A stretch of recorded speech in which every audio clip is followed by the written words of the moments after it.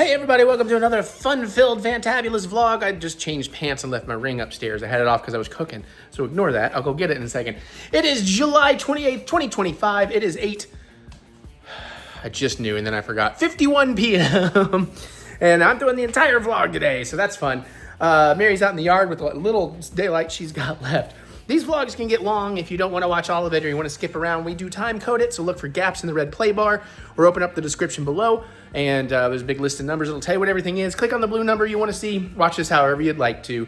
That said, we do have a full vlog going on today. Mary and I have already been filming a bunch of it, so you will get a nice cooking segment here in a second. You already know from the thumbnail, but hot dog, it's a good one.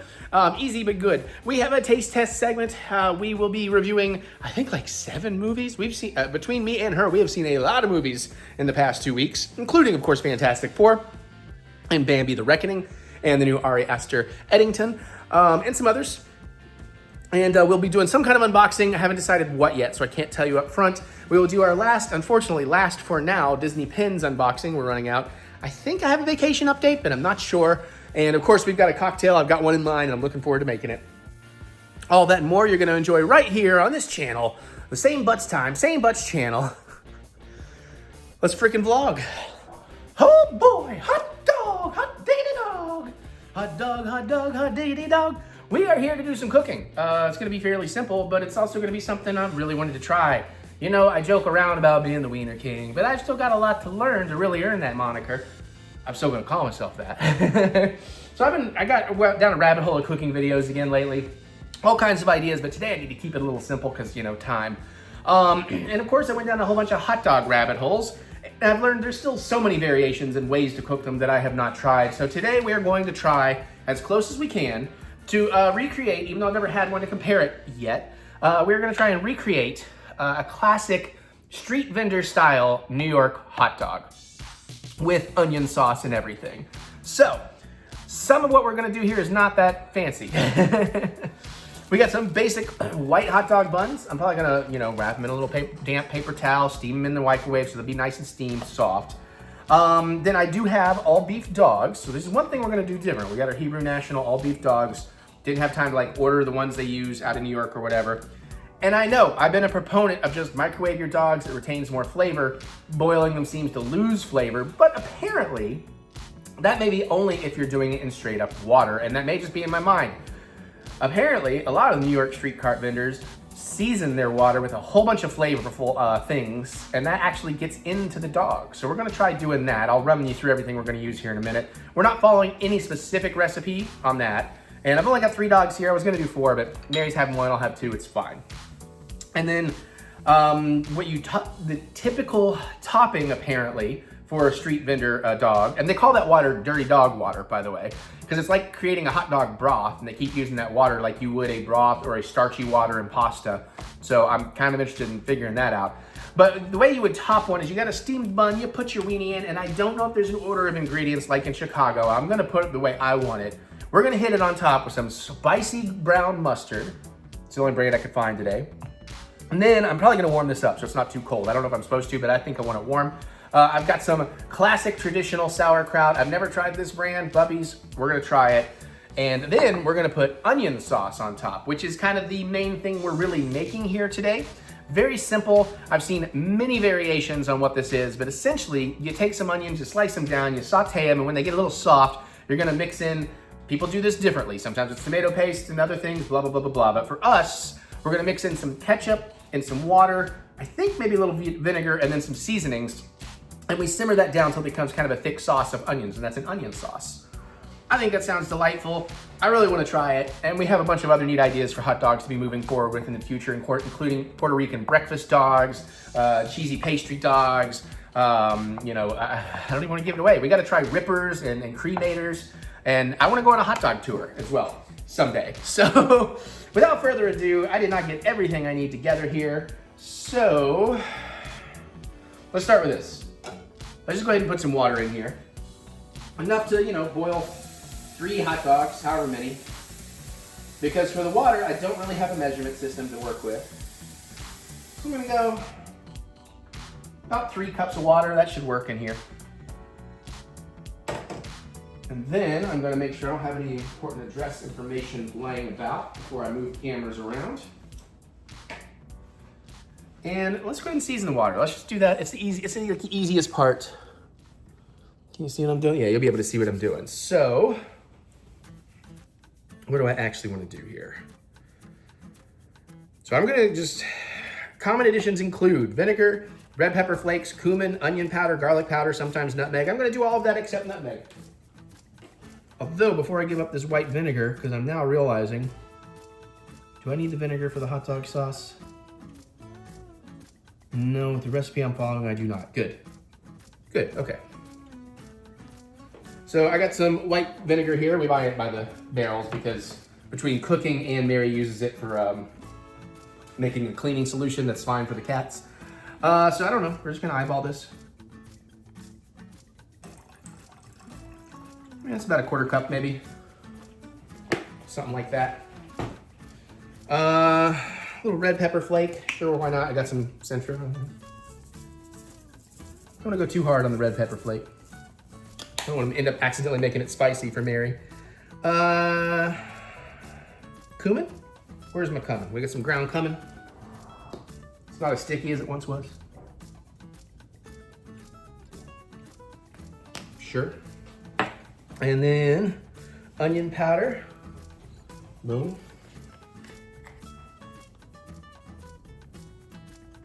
It smells good. And garlic powder.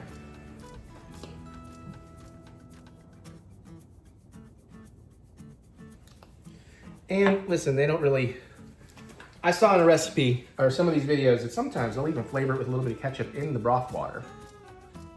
I'm just gonna give that a little squirt. And let's give that a little mix up. Just try and get things a little more incorporated. I'm not gonna worry about boiling it until I get my onions sauteing.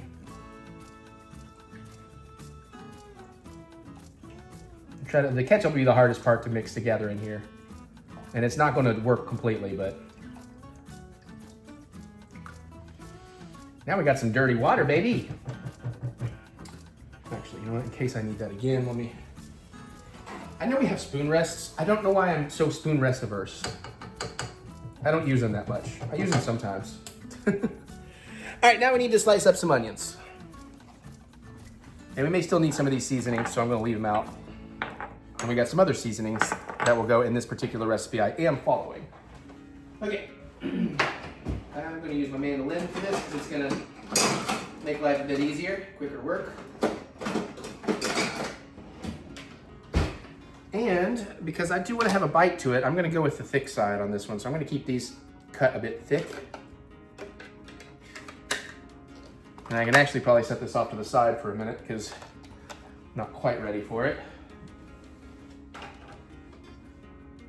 Something in there is rattling around. Let me get my buns out of the way. I'm gonna need something to use for these. Container or something, I guess. All right, so I bought too many onions, but we're gonna use a couple. I got sweet onions, Vidalia onions. Those look good. Let me set these other one to the side. I'll use it for something some other time.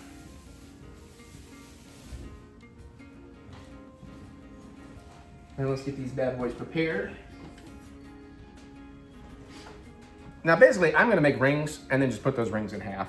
We're just, you know, we're cheating through here. So to do that, start by taking off this part. Good thing that knife's not sharp. Let's see if we can get this thing peeled a little bit here in just a second.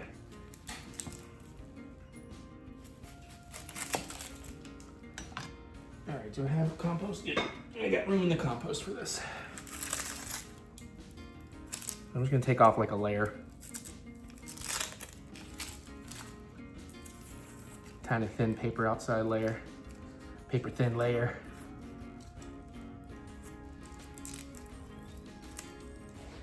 Maybe.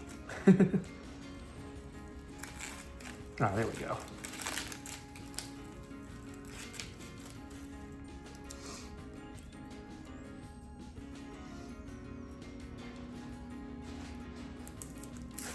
Once we get these peeled, we'll make pretty quick work of it all. All right. This ought to be fine. Okay, so that guy's ready.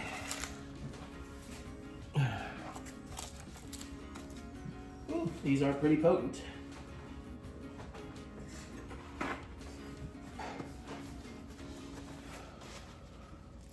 And we'll peel this guy down. Kind of maybe go a little deeper on him. He's got a little issue here. Looks looking pretty good for there.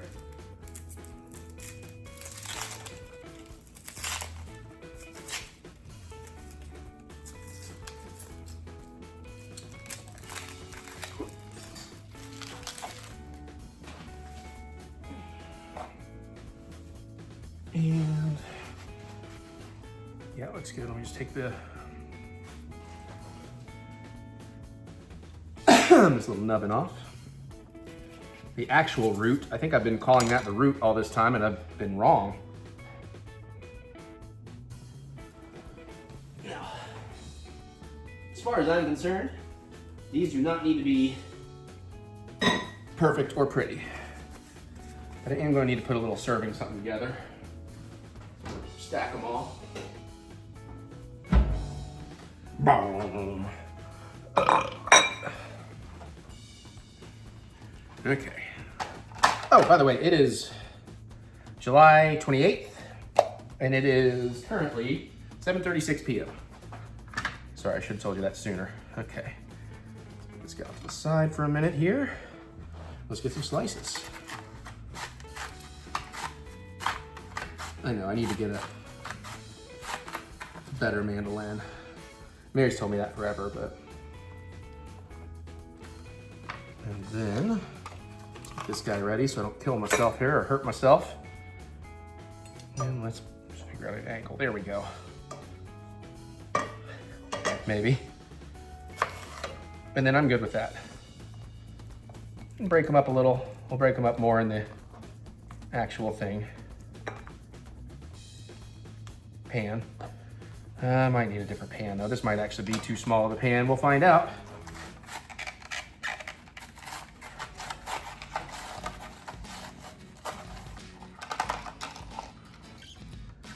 And then,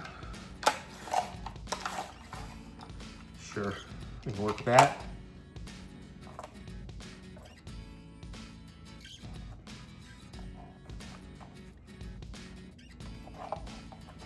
Those guys can just go in. Whew. I am inhaling too much onion. Eyes are getting a little watery, which I actually need to be careful about, actually. I don't think my eye issue, it tried to come back, the eye issue I had a few years ago, but it's kind of subsided, so I don't know. All right, so we're like halfway there, obviously. The last thing I want is my eyes to be runny right now. Hopefully I'll be all right. Okay.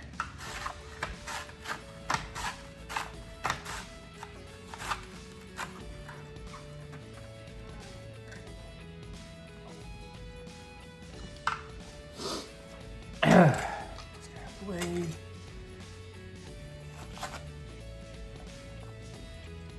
There we go. Like I said, I'll break these up more in the actual pan. And they will shrink down. I think that pan will be okay.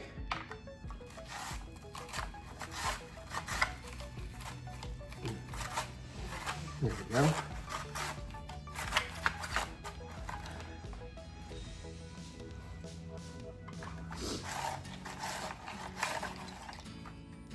All right. Let's get this out of the way. We're done with that now.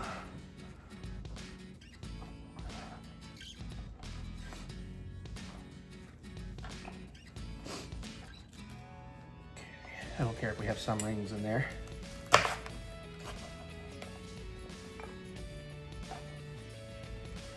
As expected, I probably should have definitely got a bigger bowl. We're gonna need a bigger bowl. Ugh. Oh yeah, onions got my nose running now. So pardon me just a moment. Oh boy. Woo. Ugh. Ooh, yeah.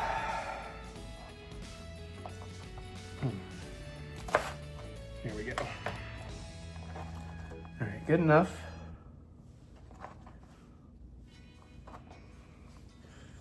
I think that pan will be okay because they're going to shrink down.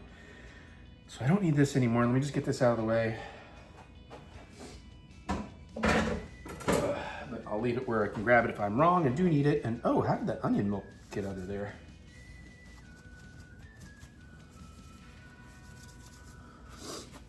Okay, clean that up better later.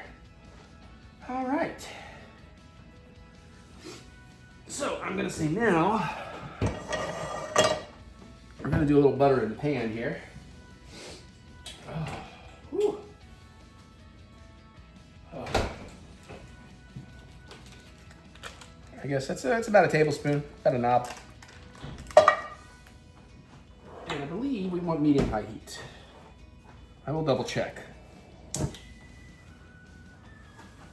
Okay. All right, let's see.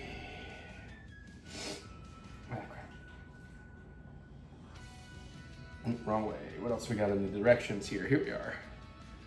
Medium saucepan over medium heat. Okay. All right. Let's get a good tool for this. If I can.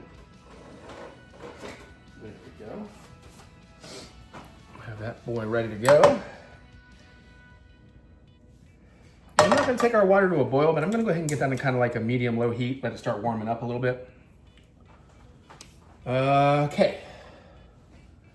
So we're into the fun stuff now.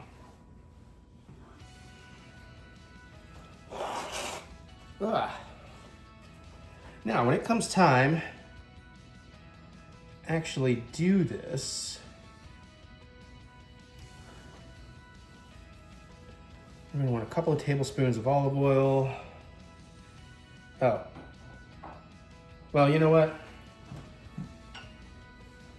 I've been looking at so many recipes. There. That should be enough oil and butter, which is a better mixture anyways. Let's try to get that worked around a little bit. All right. I'm gonna go ahead and let's go ahead and mix up our seasoning. We can get like a mixing, seasoning pre-mixed. English words, good. So we want half a teaspoon of the cinnamon, half a teaspoon of the chili powder, and a pinch of cayenne, and then a quarter of the ketchup. Okay. Hey now. Quarter cup ketchup. Get that ready. And half teaspoons. Half teaspoons.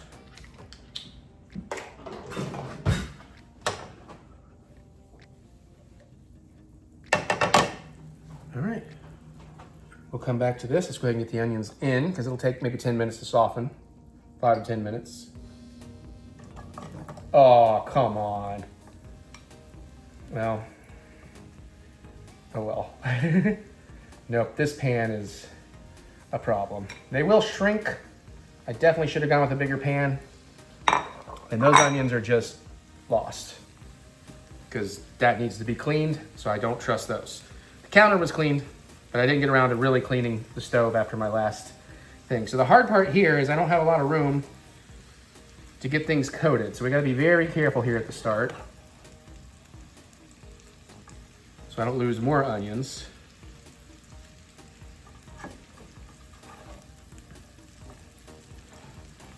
Yeah, I really should have got a different pan.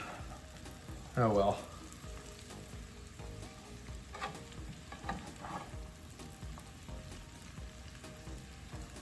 Because I'm trying to get everything coated with some of the butter and the oil, really. This may just take a little longer. I don't really have any non-stick pans that are bigger, and it doesn't tell me if I want a non-stick or a, you know, stainless steel or whatever. So probably should have just gone with stainless steel. We're getting there though. We're kind of getting things coated a little bit. And they will shrink as we cook them, soften a little bit.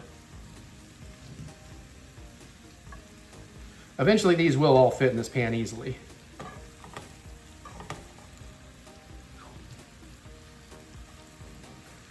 think I'm gonna let that work for a second. Try to move this stuff back to clean up better later. All right, let's go back to doing this. So we want a pinch of cayenne. All right, now I don't think I have regular cinnamon, so I'm gonna go with a Saigon cinnamon. That's what was on the rack.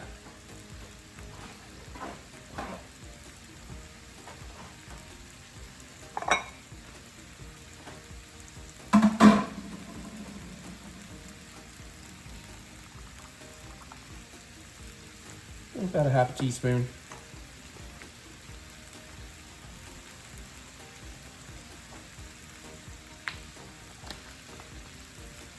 And then I'm using ancho chili powder instead of just straight up regular chili powder, which has ancho chili powder in it. Don't want to overdo it since Mary is going to join me in some of this. Half teaspoon. And we want a pinch of cayenne. And let's give that a little mix up. Lots of variations on this recipe. So this may not be the best one, there may be better. But when it came to the seasoning, I found lots of variations. But that's the one I'm working from. So try getting some of these onions moved around and coated again. You know what, I'm gonna salt these a little bit. It doesn't tell you to do that, but that's fairly common for this. It'll help draw some moisture out. I might use a little more if I can actually get to some of the onions underneath. I mean, you can see they're already starting to soften a little bit and make a little more room in the pan. Not a lot.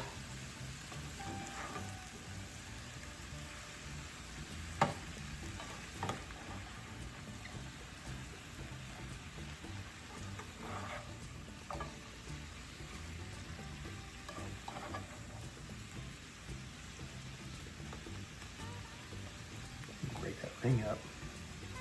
There we go.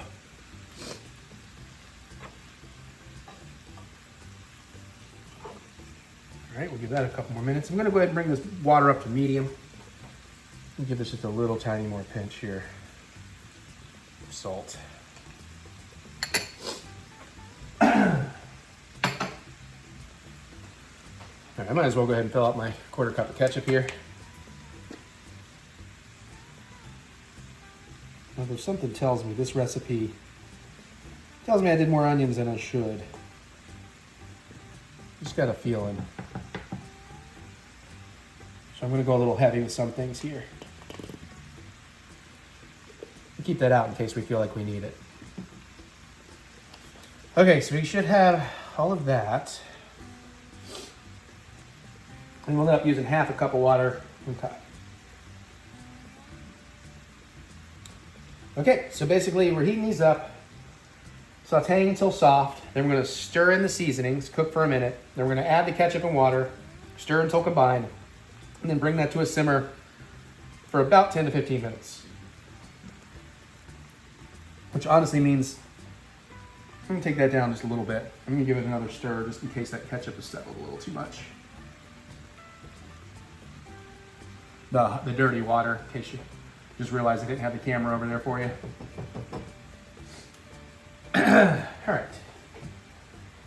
So we've done the bulk of what we need to do here. This point it's just kind of cooking and then steaming the buns. I wish I had a proper bun steamer, but now I have a question. On a classic New York hot dog, is the sauerkraut served cold?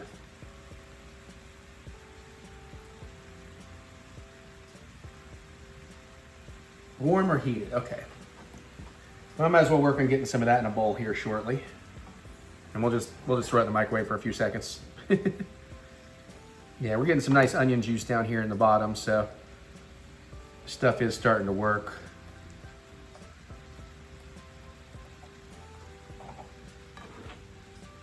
Yeah, definitely getting a little easier to coat these things. But boy, this pan, I really chose poorly. I do hope these shrink up a bit more, because otherwise stirring all this shit together is going to be very difficult. All right, you need to pop apart. There we go.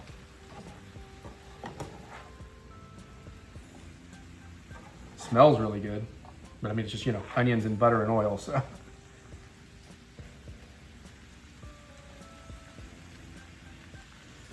It's working, it's working. Some people use mustard in the sauce, all kinds of stuff. So again, it's one of those super variants, you will. You know what? I can just reuse this onion bowl. I ain't gonna kill nobody for heating up some sauerkraut.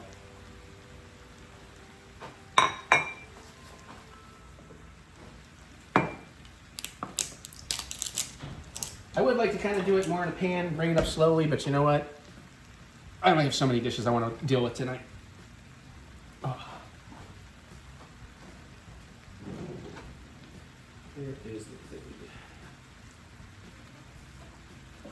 That's the one. Oh my goodness, how did this get all the way to the bottom? I don't know.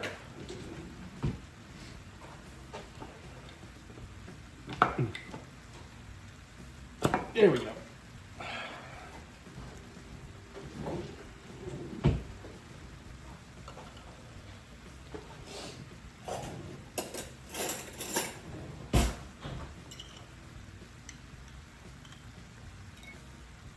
It's almost enough for one dog.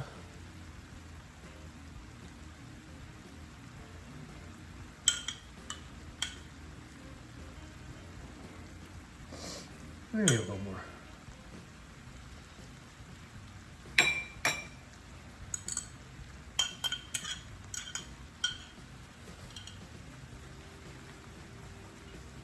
Made a bit of a mess there, but keep that out in case we want it or need it.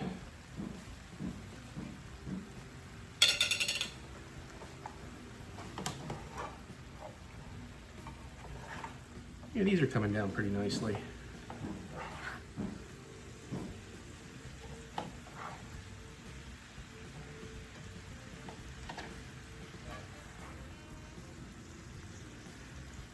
They're close to there. They still need a couple minutes, but a lot of them have very much softened.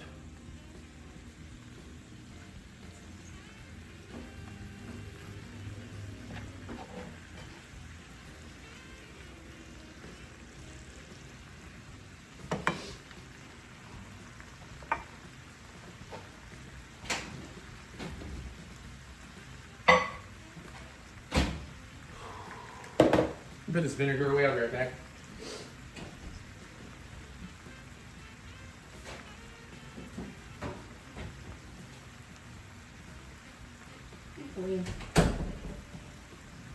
Okay, so make sure my mustard's ready to go when the time comes.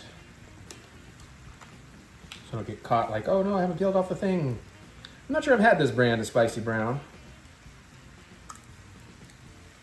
I think it's supposed to be pretty good.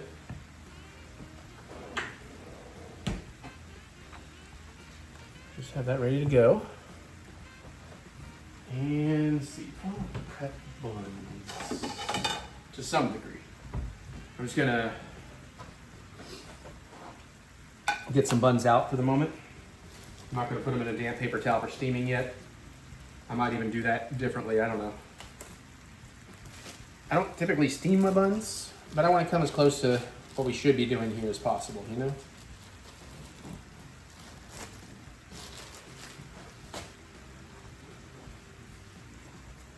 That guy's a little more curved than I'd like. He's got the Peronas. All right.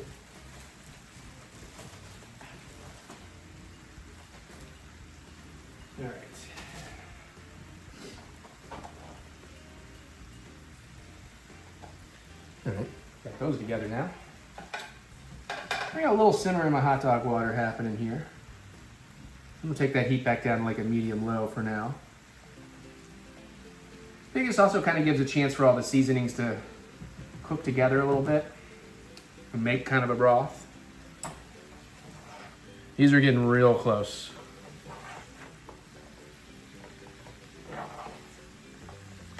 Lots of them are definitely there. If I had done this in a bigger pan, I think we'd be ready to go.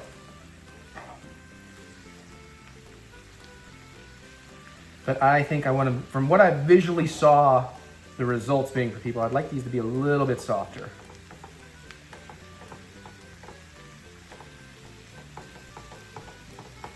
Just a little bit.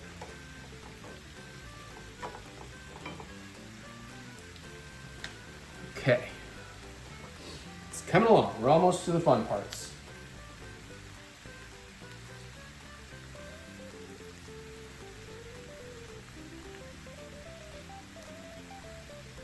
Okay.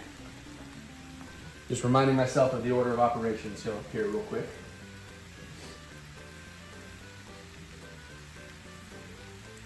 Now, one thing I always disliked boiled hot dogs, but because that's how I had them as a kid, and I prefer the microwave, like I said. But also, they were just boiled in plain water. So I do wonder if this doing the broth trick is the way to go.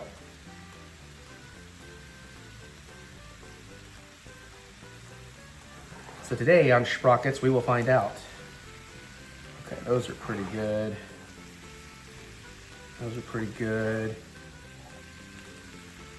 A couple there, they're a little.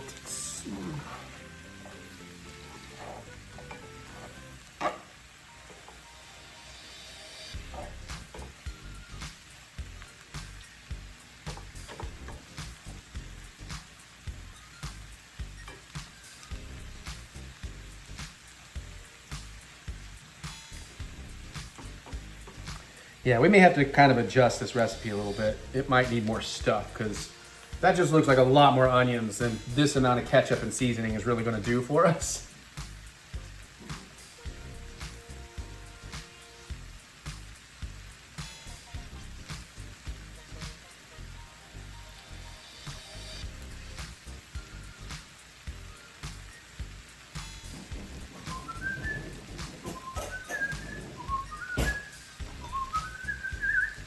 All right, I think we're about ready to do the seasoning part here.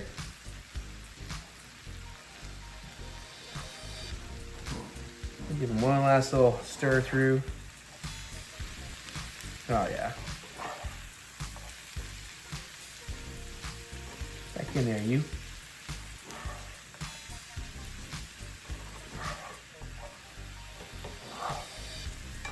Yeah, I'm pretty happy with that. Okay, because they are still going to stew down a little, simmer down. Simmer down! I'm going to flatten them out a bit here. Just kind of make a flat bed, somewhat even. And now, we'll hit them with this.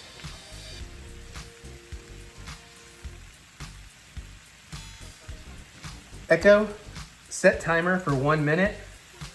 1 minute, starting now. Thank you.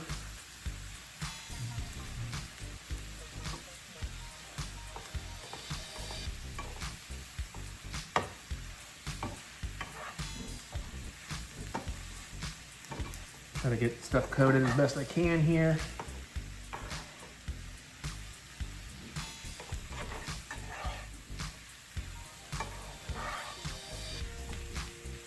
Oh, that's starting to smell real good.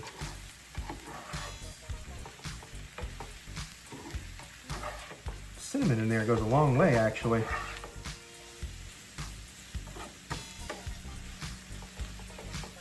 Oh yeah, this is already starting to, oh yeah, baby.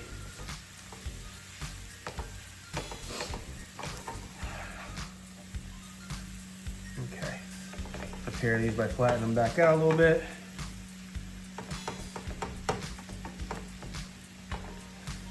And let's get this ketchup in.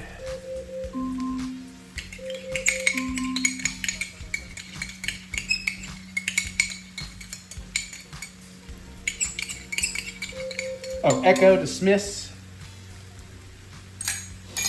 And let's get some water. We want 1/2 cup.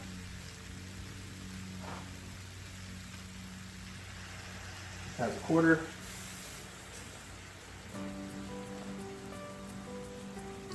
And that should be 1/2 cup.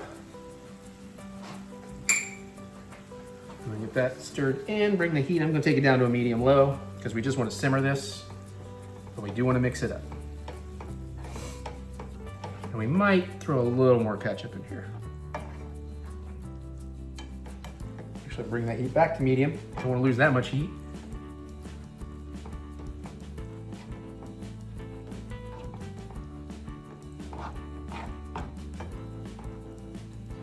And I fear I just need to do a little more ketchup in here.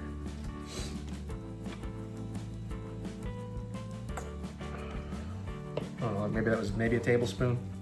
Not quite.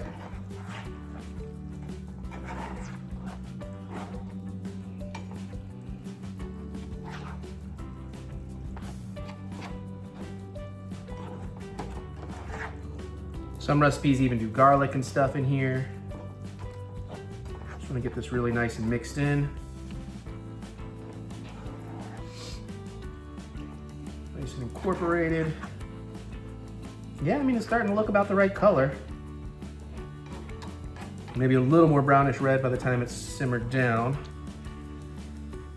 And at that,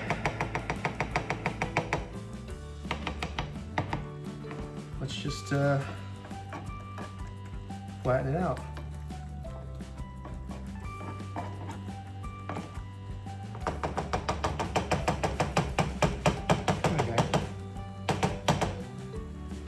Okay.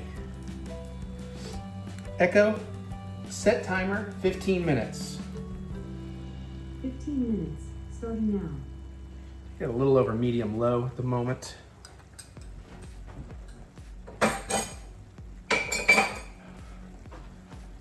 And I'm gonna start putting things away. Now the hot dog should only take 5 or 6 minutes to boil. And since I've got my water simmering, it ain't gonna take long to get it to a boil. Right. Ancho.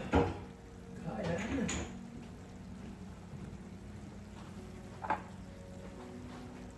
Back anyways. All right. Cinnamon, onion,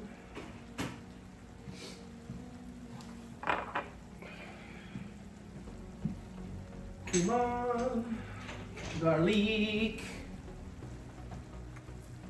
red pepper. That's probably still boiling. It's still a little too hot. Let's simmer that down, medium low. Okay.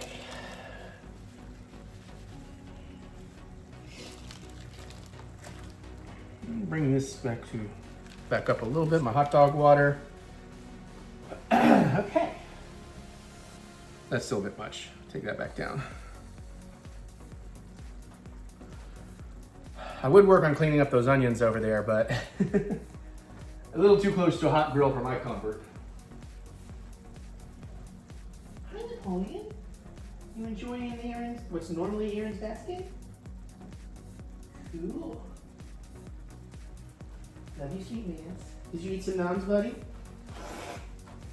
Want me to give you fresh noms? Yeah, this is looking right, by the way.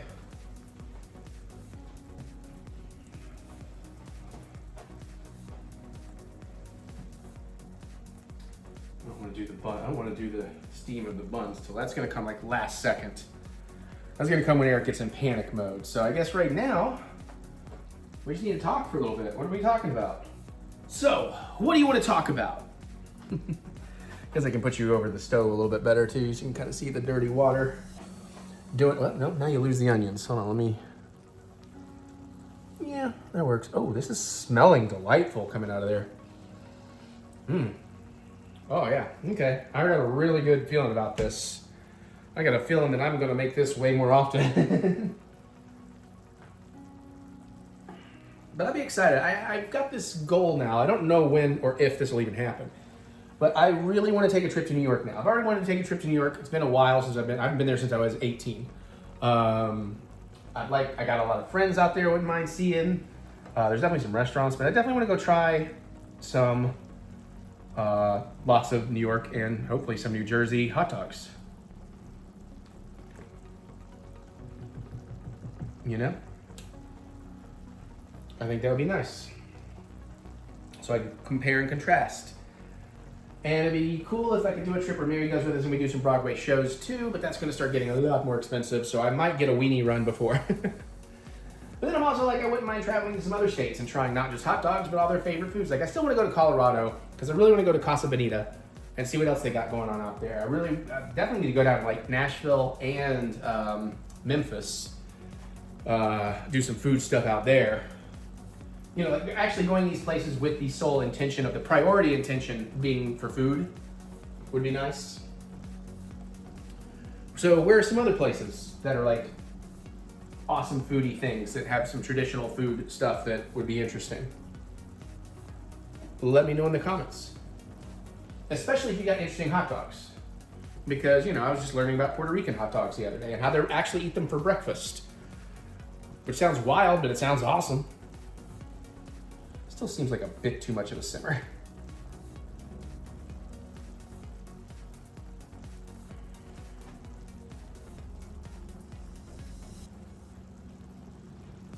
Gotta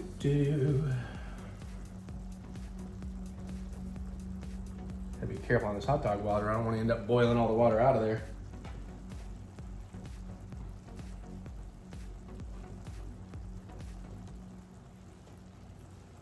I mean, I guess I could work on doing the dishes.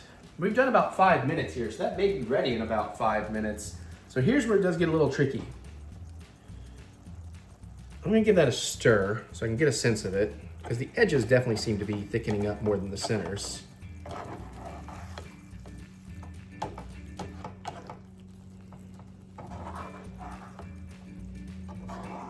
Yeah, I think this is gonna be closer to 10 on this, so let me flatten this back out.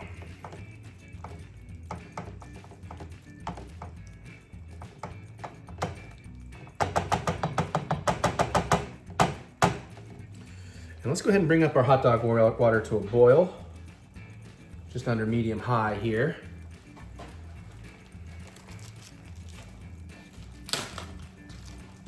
And get our dogs ready.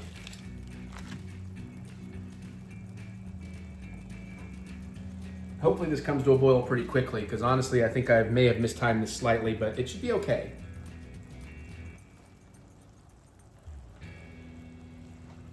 And I'm gonna take my sauerkraut in the microwave there, and I'm probably only gonna hit it for about 30 seconds. I'm not trying to make it hot, I'm not trying to cook it. I just wanna get the refrigeration chill off of it. And the bun steaming thing is not something I normally do. It says, you know, it's the same old thing. People wrap them in a paper towel, a damp paper towel, and microwave for like 10 to 15 seconds. Let's see if I can get some tips on that. How to quickly steam 3 hot dog buns. Should have said it once. Oh, or a bowl of hot water. That sounds like too much work. Oh, but you can wrap them all in. Okay, that's what I'll do. I'll just wrap them all at once. My steamer. I need to be faster than that. Okay. Yeah, we're getting close. The hot dogs are going in, so we got about 5 minutes roughly. Okay, let's get these dogs in the brew. 1, 2, 3.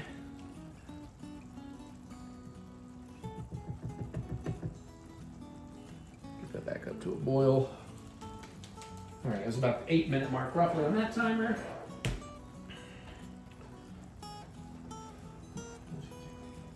I'm gonna go ahead and start working on getting my kraut up to speed here. I'm gonna start with 20 seconds. I would like to just do it in a pot, you know, or a skillet or something, but I only got so much room to work here.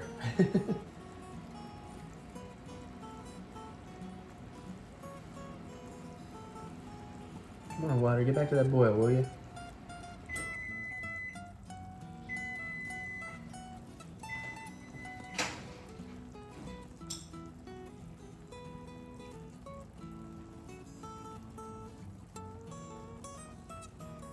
Yeah, let me mix this around a little bit.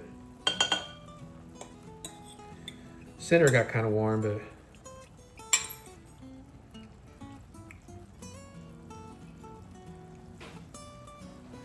maybe another 20 seconds on that.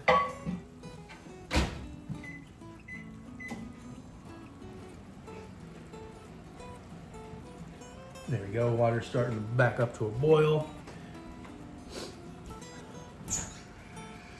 Yeah, that stuff smells really good. Honestly, that's probably about ready.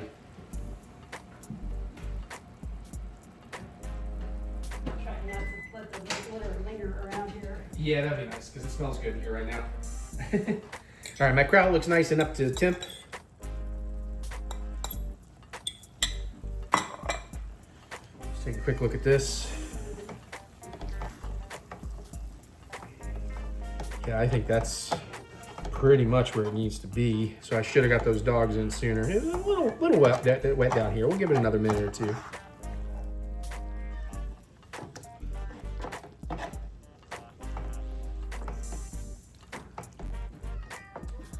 Daddy's not making food for you. I'm sorry. Yeah, sorry, buddy.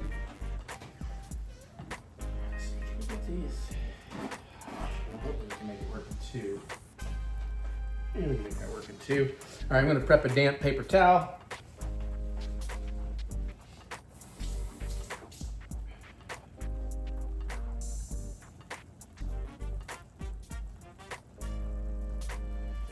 Wringing all the water out.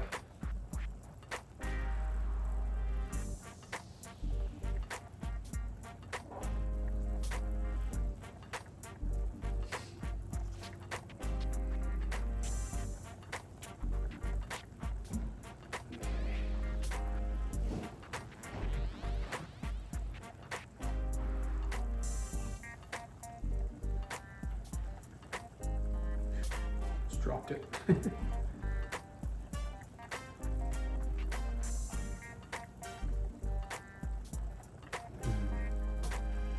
Find where, there we are, maybe. What is it?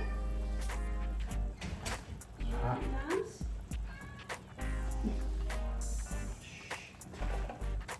Terrible job, Eric. Oh, there we go, there we go. Okay, those are ready for steaming. We'll do 20 seconds. But not just yet. Let's get closer to the dogs being done. So I put them in just at 8, so 5 minutes will be a minute from now. I'm gonna take this off the off the heat, or take the heat off. Give it a little stir through. It looks pretty well thickened. Could have maybe gone a tiny bit longer. No, that looks about right.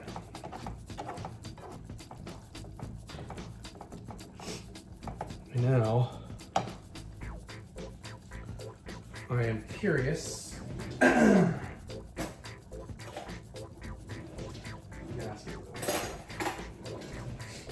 gotta taste these a little bit. I just need to know what they taste like.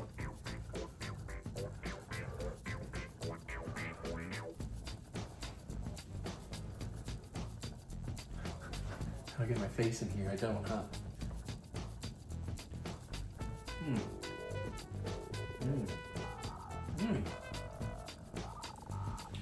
Okay, those are pretty darn good. Maybe could have used a little more seasoning actually, or a little bit more ketchup. They're good, but it's not as much of a sauce as I expected. But they taste very, very good. Probably gonna want some of these to get the dogs in the buns. Gonna want to get Mary a plate together. Dishwasher, they're all in here. Actually, while I'm here, we got just a second. Okay, those dogs are probably good. We'll deal with the rest of that later. So I'm gonna take them off the heat. And I think it's time to build. Well, let's get the buns steamed. 20 seconds. Over there. Right there. And I do think this is going to be delicious. I'm quite excited, but I'm also quite hungry because now it is 8:15.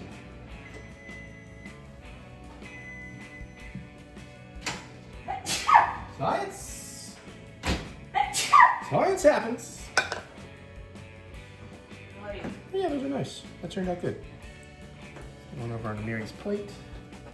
And open. Oh, yeah. That worked very well. All right.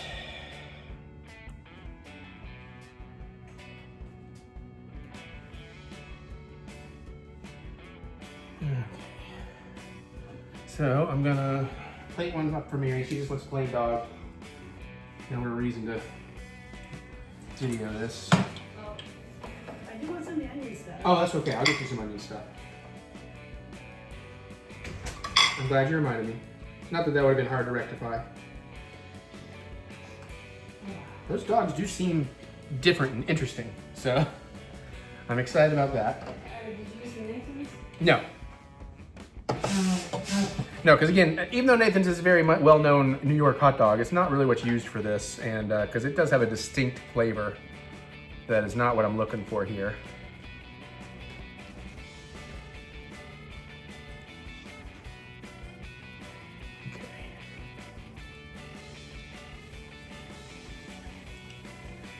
Okay. All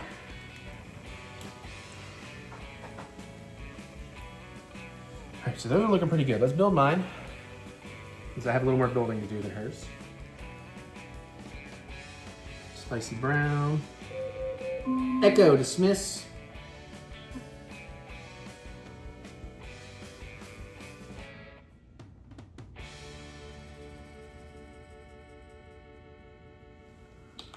Okay. Get some kraut going here.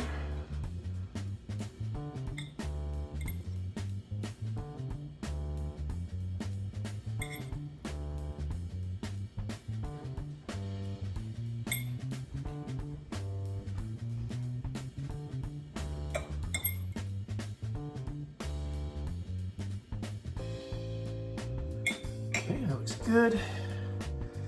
And let's see, how much are these onions? Okay, we're gonna use these hot dog tongs. I think that'll be the best choice.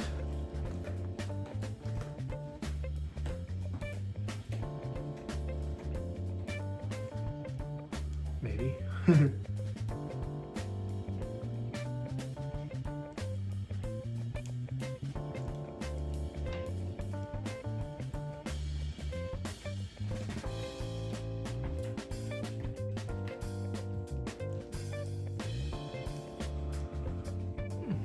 It's looking pretty good. Let me get some onion stuff on Mary's, and we'll get your close-ups, and we'll taste test.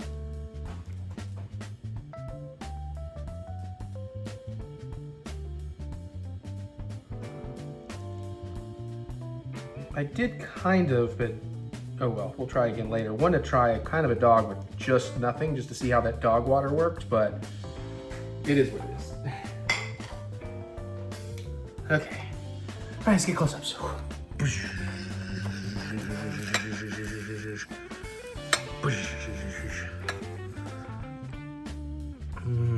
That looks pretty good. That looks pretty good.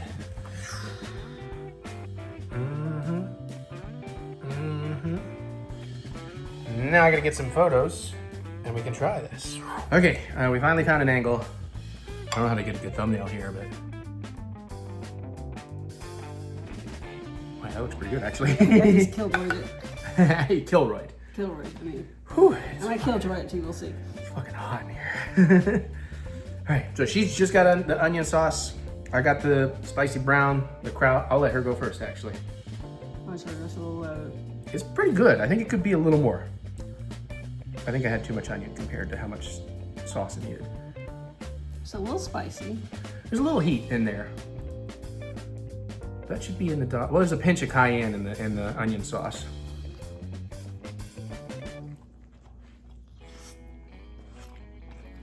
Oh my god.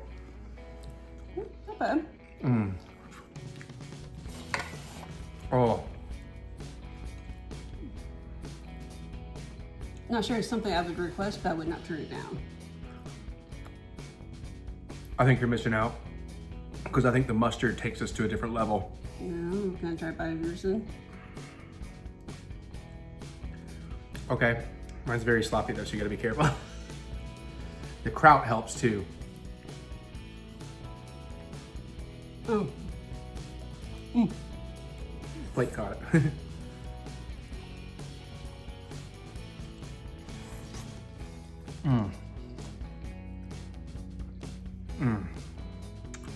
Oh yeah, that tangy kraut.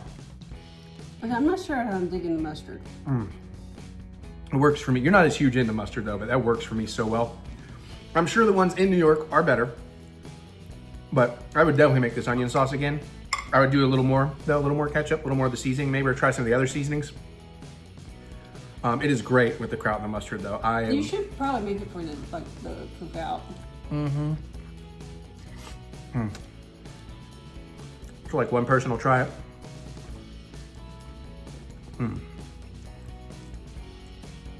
Most of our cookout friends are not the most adventurous eaters. Oh, I'm in love with this actually. Yeah, I am getting a little nice heat from it. Ooh. Yeah, this is as much heat as I would want to be able to enjoy my food. You know, there might actually be some heat on the dog. Hard to tell with all the toppings. So what kind of hot dog is this? That's a Hebrew all beef. Hebrew national all beef. But I boiled it, but I seasoned the water. Okay. I asked you if you were using the Hebrews and you said no. You asked if I was using the Nathan's. Oh, I meant to say Hebrews, I'm sorry. Yeah. Yeah, I'd like to know how much that water has any effect. I will say the dog is very good. So is there spicy stuff in the water? There's a little bit of red pepper flake in the water. But then there's some like vinegar and ketchup and onion powder, garlic powder, cumin. I already kind of forgot what else. I am glad I've got 2 of these. I am quite the happy camper right now.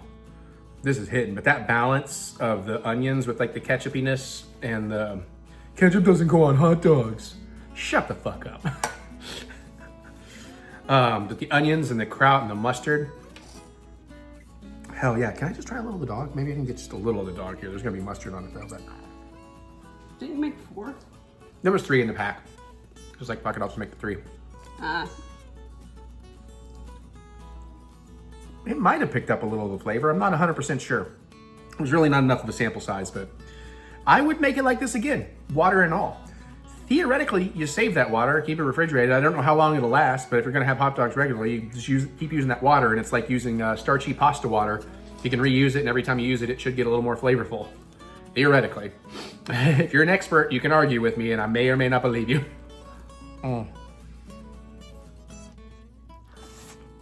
Careful. Get more of the hunch. Well, I was trying to keep, you gotta do the fatty hunch, but I was trying to keep it on camera. But yeah, man.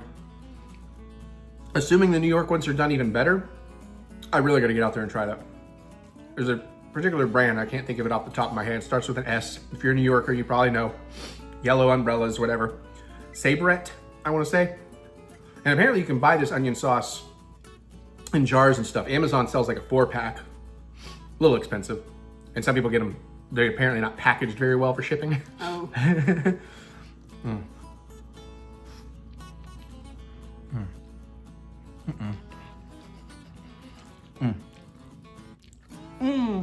Oh. I didn't drop that much actually. Yeah, I'm a fan. I'm definitely a fan. Yeah, I gotta go on a hot dog tour. I gotta learn about all these dogs I did not know about. You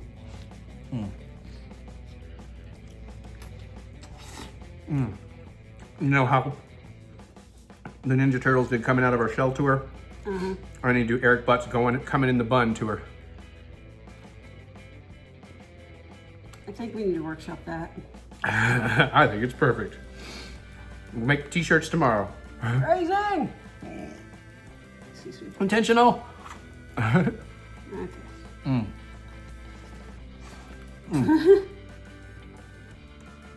Yeah, there might be a topping order to this that I have played incorrectly, but it worked for me other than dropping a bunch of stuff off the last one. They probably have bigger buns out there too.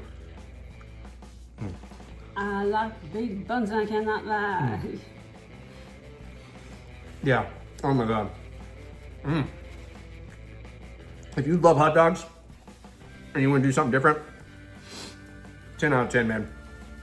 10 out of 10. Do it. And you saw, stupid easy. Okay. We got a lot more vlog to film. Bye. All right, let's do a taste test time. Oh my God. We are literally, this is all we have left, I just realized. We don't have anything else backlogged past what we're about to taste test.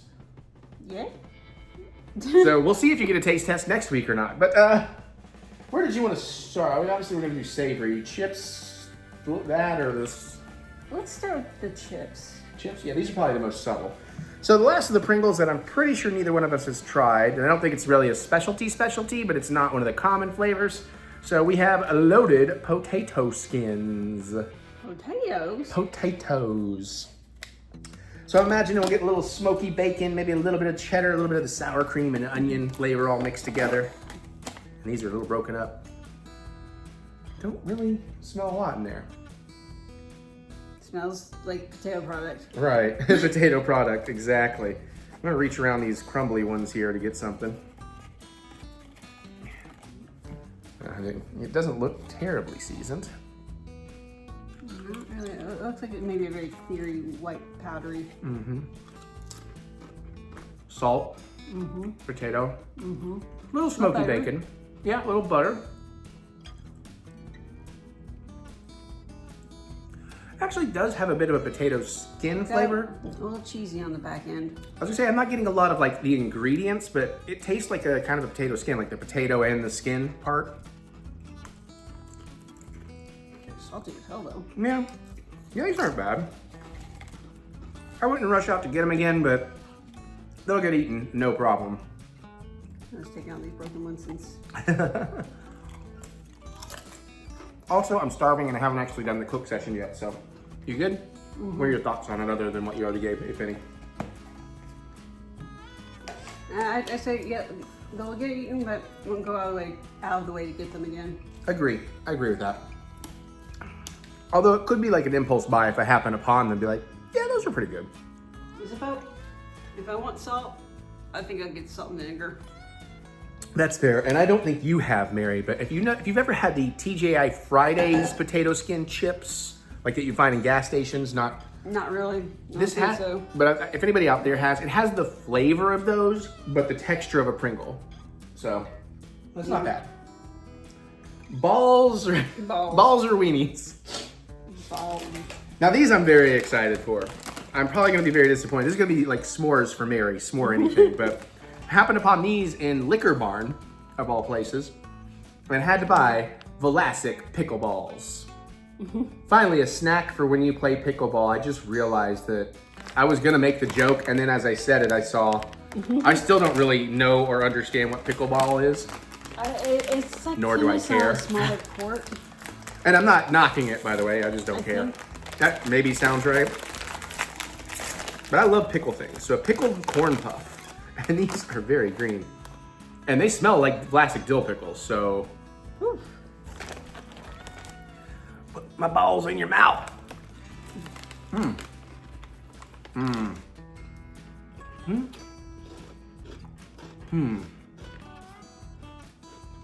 Definitely get pickle immediately, but it very quickly becomes overpowered with the corn puff. And the pickle doesn't stay.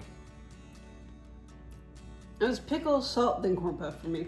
Yeah, let me try a couple more. These might be okay. They're not bad.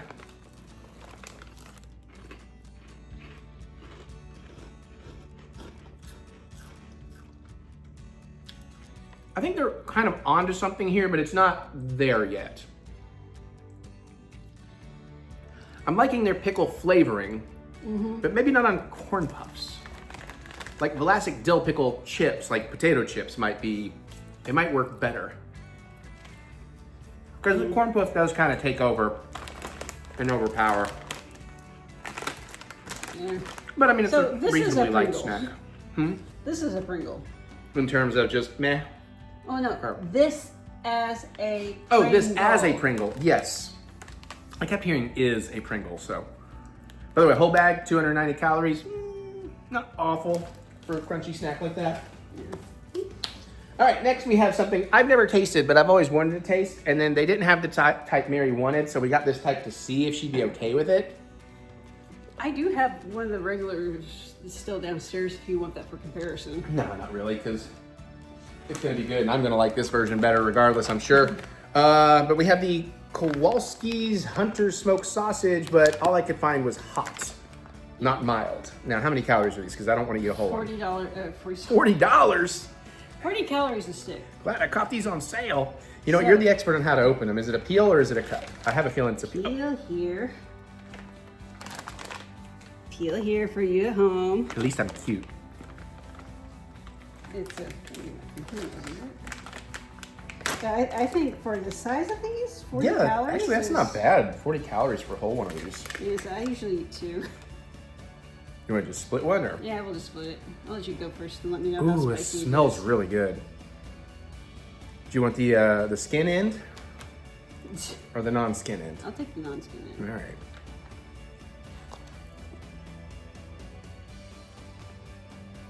Good texture.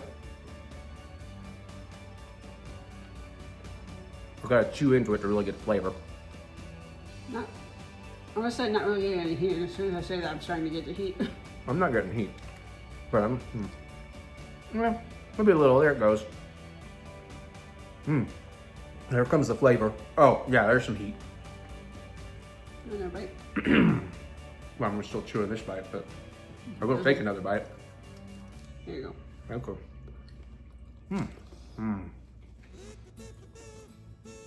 I think I can tolerate this, but I think I would still prefer my mild. So basically, found these at Meijer because Costco stopped carrying them. And they had a section for the mild and the hot, but it was all hot in both of them. And it's a tiny little end cap section, so I'm assuming the stocking employee just was like, it's the same thing, just loaded them. Because on the app it says they have the mild in stock. They said I didn't find them at the Hamburg Meyer, Right. but I think it may have been the same issue. So what I was going to recommend is put in an order for store pickup. That way they'll have to go find the correct one from the back. And if not, when you show up, you say, nope, I ordered mild. These are hot. You're gonna have to a different- help me with that, 'cause different I've SKU. I've never done it at Meijer, but it's pretty easy. We'll figure it out. I am in love. I kind of want you to hate these. I would prefer the mild. Yeah. There's just enough heat to make me go like, I love those. That is as good as I was hoping it would be. well, I told you they were good. No, I know. I always believed you. I know. I never got around to it. Usually it's because I've already had my dinner. I'm drinking. You know, that time you bring them out, I'm in the middle of my drinking cycle. Where what I mean by this is, it becomes dangerous for me to eat food until I'm ready to try and restrain myself, because if I've had a certain amount to drink and then I eat something, I'm going to want to eat more stuff and not healthier, good stuff. You follow what I'm saying? Yeah. So it's like, that's why I often hold off, because you often offer it at that particular point in time. So, but I love those. I highly recommend those. And now we were very, I highly recommend the mild version if you're not into spicy. it's not super spicy, because like she It's said, not- she could tolerate it. I can but tolerate it, but I would just rather not. That's fair. Now, kind of light on sweets. And I don't know how much Mary's gonna like these because she didn't love the other one, but we're trying some other Joyride from Ryan Trahan. Kind of having a love-hate relationship with his 50 states thing. Jack, leave Napoleon alone. Jack, don't pull his fur out. Jack, yeah, what the? Hold on, Jack. Oh my goodness, Jack, dude. Jack, why? He's got a little. Is it racist to say? If it is, I apologize. Is saying Fu Manchu racist? Go with goatee. Goatee. Well, he's got like that classic. Yeah, sorry, I really don't mean any offense if that's. I know doing it like in the old school movies is offensive, but yeah, but it's if it wasn't such a horrible thing he just did, just biting his older brother's fur out, trying to play. But it's funny because, Jack's our black cat, and he's because I've like got a little gray goatee. But anyways, my only issue with the Ryan Trahan stuff is, and I shouldn't really even complain because I got, you want to be religious? Fine. We don't really talk about religion here. I don't got an issue with that, but it's like, there's a lot more like religion coming out of those videos than I would hope, particularly in some of the donations. But then I'm like, but they're donating to children's cancer, so I can't be mad about it. But it did give me pause for a minute because I was like, oh, I mean, fine, but anyways, I don't know why I even brought that up. I want to say something, but I don't want to, because it's just gonna, I don't want to offend anybody or aggravate anybody. I'll tell you about it afterwards. There was a particular big donation in one of the ones I watched the other night that I was like, oh, but now you're gonna support that company. Oh, anyways, I'm not judging anybody for being religious, and they aren't shoving it in anybody's face either. It's just seeing Napoleon Sullivan over here, so that's why I'm not over there. Yeah. Plus, she doesn't want to put her face on camera when I talk about this. So anyways, you go back, the blue raspberry ones that Mary thought was okay, but I really liked. I've already gone through like another bag or two because it's low calorie candy and I really liked those. So I thought, well, if I like that so much, let's give the watermelon wedges a go. And I'm really excited for the sour worms. Mary, because they're both sour, but which one would you prefer to start with? Let's go with the sour worms. Sour worms. Okay, we got 3 servings at 90 calories a piece in here. So this is definitely going to be one of the heavier calorie versions.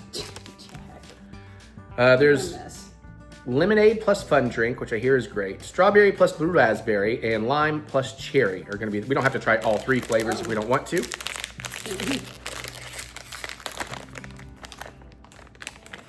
Ooh, yeah, definitely smells like fruity candy. Oh, those are much tinier than I expected. Okay, so that would be the first one. That's going to be the lemonade and fun drink, and I hear fun drink is a great flavor. I'm just going to. Is it? I guess is it actually mixed together, or is it one in one thing and one in the other? It looks to be one in one thing, one in the other, because it is dual colored. See? Okay. You can see it better now with my thumb's out of the way. I'm going to try this one if that's all right. See what we find for you. Of course, I'm eating it where you get both flavors at the same time. That's lime and cherry. If you don't want that, I can go together. Let's see. That's another lime and cherry here.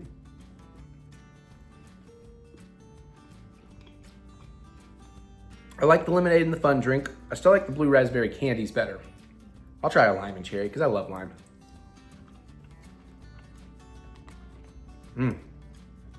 Ooh, I like those much better. To be honest, I'm not sure I tasted lime or cherry, and only a tiny bit of difference in terms of acidity between the 2 flavors. Yeah, the flavors do blend together quite a bit. I'm trying to find what is clearly a blue raspberry. That's lime cherry. My fingers are getting so sticky because I'm trying to dig down in the bag. That might have been No, that was not it. I assume there's some blue raspberry in here somewhere, or whatever it is. Oh, I'm just wondering if the colors your turn. are accurate to. Well, what we just had. Get this down in the sunlight. What I just had was definitely lime cherry, and definitely lemonade and fun drink. The lemonade fun drink is fine. I really like the lime cherry. Aaron's gonna come help you figure it out. This candy does kind of get a little gooey in the bag, like a little sticky together, just to keep in mind. Mary just ate something. I tried the lemonade. Lemonade and fun drink. Overall, that's a much better tasting one. You think that was better than the lime cherry? Well, no surprise, our palates are different.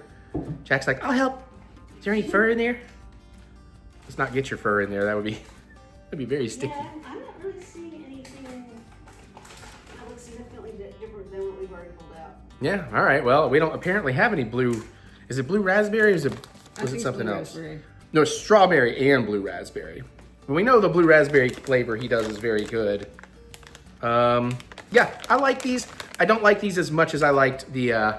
Although I could see there is a possibility where the pink and the blue could, over time, maybe oxidize into more of a red and a dark green looking color.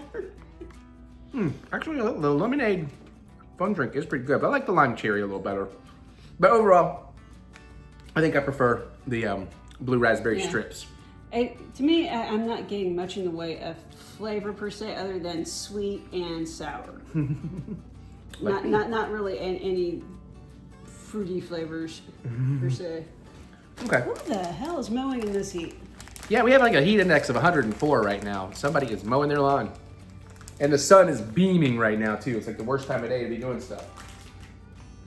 All right, let's try sour watermelon, which I'm not usually a huge fan of chewy watermelon candies. Like I like watermelon, but watermelon candy. I have more hope for this one than the other flavors. The sour might but help. again, it is tempered. It smells pretty watermelon-y. Now this is 175 calories for the whole bag. That's really not bad. I'm not sure that smells watermelon-y to me. Yeah, I don't know. It smells chemically watermelon. Okay, chemical watermelon, yeah, I'm getting that, yeah. Oh, it's got a much different texture. A little more firm. Ooh, the watermelon really comes through. This almost tastes like a Jolly Rancher. Which strangely enough is one of the few watermelon candies I do like. So, Oh, I I'm like still not going to go for these, but I'd say I like these better than the other ones. I like these much better than the sour worms. How about the other thing, the blue raspberry? I would have to side by side, but this is on par with those, at least. Sour worms, they're good. If I really want to joyride and that's all I could find, it would do the trick. But like the blue raspberry strips, I could see buying these again, just for myself. Also, as somebody who appreciates having their dietary fiber, yeah, a whole bag of this, it's like 29% per serving, and there's 3.5 servings. So a whole bag of this is more than your 100% fiber for under 200 calories. That's a pretty, like this bag is like a Snickers bar. It's less than a Snickers bar, and I can eat this whole bag. Okay, that's a win. That's a win. I'm sorry for the little rant thing earlier. I probably shouldn't have even brought it up. Like I said, I'm not incredibly bothered by it. I was just starting to notice, like, oh. I think it's just the one episode I recently watched. I'm like a week behind. It felt overly done. There was so much of it in one episode. But it's not like they're doing it. It's people donating, and yeah, that's fine. They're donating for a great cause, so I ain't mad about that. All right, well, there you go. Might be our last taste test for a while. At least he's going after Aaron. Aaron can handle his own weight. Yeah. Although Jack definitely comes away with Aaron goatees occasionally. But it's almost time for them to be eating stuff anyway, so. And I gotta get back to the actual cooking section. Yep. So we're gonna do that. Noms! Noms. All right, let's do a little bit of a vacation update. There's been a few developments since last time. I had to go back and look what we actually talked about. I'm gonna tell you mine real quick. I got nothing for the November trip to Disney with Dad. We gotta wait till about 60 days out before there's anything new to add to that. Except I guess I can tell you, I did not book all the Christmas in Jollywoods yet. I booked my 2 Jollywoods. I booked 3 of my solo Christmas trips and the Christmas trip with Dad. I left 2 others open because I'm like, do I really want to do 6 Christmas parties? Probably. But I thought, well, at the very least, I'll wait till the next credit card cycle because they don't sell out. And if they do, then I'll take that as a sign I wasn't supposed to go to those. So I don't remember which one specifically. Does it matter right now? I'll tell you when we get closer. So, but what we have figured out is a little bit more for this short August trip coming up, because I gave some real good husbandy thinking to the trip to make sure my wife has a good time and that I'm not caught off guard by things I know she'll want to do that I wasn't thinking of ahead of time. For instance, by the time we get to the hotel and get settled in, it'll be somewhere between 11 and noon, and she's gonna be hungry. It'll be like 6 hours since she ate anything. So I said, oh, well, let me get a breakfast. And we got a breakfast at Chef Mickey's. So I'm gonna have my Kroger delivery from that time we're in the Chef Mickey's, so I can just pop out and get my Kroger delivery. And she'll get breakfast and it'll be good. And if we can already go to our room, ideally, then I scheduled in that she can go take like a nap for an hour. And while she takes that nap for an hour, because it's walking distance and I have my my pass, my annual pass, I'm gonna pop into Magic Kingdom and I'm gonna buy some fancy popcorns and a couple things. I'm not gonna go deep into Magic Kingdom, but I'm gonna, go a little bit on Main Street, have a little fun there, and then come back and get her and continue the plan with going down to Disney Springs. The alternate version is we go do Disney Springs and she takes her nap later, and then I pop over to Magic Kingdom, same thing. Then we head off to Horror Nights. Then the next day, we're gonna try and eat some breakfast in the park because we're going to Epcot and all of that, and we're gonna have a lunch. We're gonna go to the, oh wait, am I looking at the right thing? Yeah, we got 12:10, because that was the only time slot I could get, but we did the Eat to the Beat version of eating at Shikisai Sushi Izakaya. So we're gonna go to that really awesome sushi restaurant and try that out. And we're going to the Eat to the Beat concert, so we get to sit up front and we'll film this motherfucker. We're gonna see Joey Fatone and friends. And last, I think I may have talked about this before, like Lou Diamond Phillips was with him last year. It's like, what? He's saying La Bamba? What? So we're gonna do that, and that's gonna be fun. And then on checkout day, Mary's gonna go over to Batu with me. We'd probably eat there. I do currently have a Chef Mickey's, but also there's a breakfast at the Fancy Steakhouse in our hotel in the Contemporary, Steakhouse 71. So I'm still contemplating about booking a breakfast there because they have some things that sound really tasty to me. So that's really about all I've got on my vacation update. Not a ton of new stuff to talk about. I don't know if Mary wants to tell you anything about her Penzic prep in terms of stress. Yeah, it's working on getting a list together, kind of starting to make piles of things to pack and disrupting Eric's life. The disruption comes when you leave because I'm going to miss you. And I have to scoop more poops. But I'm trying to get a little more ahead of it so that come Friday I'm not up till 3 a.m. packing things or things. She's still going to. Yeah, I know her. Having the thing, do we have a movie Thursday? Yeah. Naked Gun. I may bail. You can't bail. I can't cancel one ticket out of the 3 I bought. You can't bail on Naked Gun? Come on. That's where, between that and being gone like all day Tuesday, it's gonna be rough. Yeah, because we're going to see The Wiz tomorrow. Yeah. Which are yesterday when you see this vlog. Anyways, I don't need to get her to get too detailed. I just wanted to give her a chance to update. So she's going to do a little bit more work. I'm going to go upstairs and react to some trailers, and then we'll get back to finishing this vlog. All right, so there's at least 3 movies I watched by myself, so we're going to talk about those. Let's do them in order. I saw Until Dawn. It finally hit Netflix. I am a fan of the original video game. I never played the remake. I'd like to at some point. I admittedly did get a little drowsy nearing the end of this because it was late, you know. But overall, I think I had a good time with it. There were things I did really like about it. I think the expectation of how much like the game, you know, may have played in a little too much. I think the characters are okay. I can't say they're super memorable and like, you know, I really cared for or necessarily rooted for any of them. Ultimately, at its core, I'm getting a handle for this camera so it's less shaky. Ultimately, at its core, I think... Oh, apparently we're about to get a thunderstorm. Well, that's going to suck for putting on my new license plate. At its core, the real main draw of this movie is going to be the kills and the effects, because the gore and effects are actually pretty darn good in this. Even though there's a little digital work here and there, it's not really terribly distracting, and they do not shy away from seeing the kills, and there's some pretty good stuff in here. So I did really enjoy that. This does have a bit of that looping Groundhog Day-esque vibe going on, which I do think is a neat premise, but that's not really from Until Dawn, but it kind of is because of the video game element, so I can forgive that. And of course, I cannot remember the actor's name. I knew it until I'm trying to think of it, but the main guy who was from the video game, Peter Stormare. Yeah. I love that guy. He's great in everything, and he's great in this, and I think I do like what they did with that character to a point in this, although it does, with the way the movie ends, there's a tease. I'm just going to tell you there's a tease, and the tease is kind of neat, although we'll never get a sequel, but it does then question how they would handle Peter Stormare. But you know, I mean, the pacing's a little all over the place. It's fine. It's definitely, if you have Netflix and you're curious, it's absolutely worth taking a look at, especially if you like good effects and, you know, gore and kills.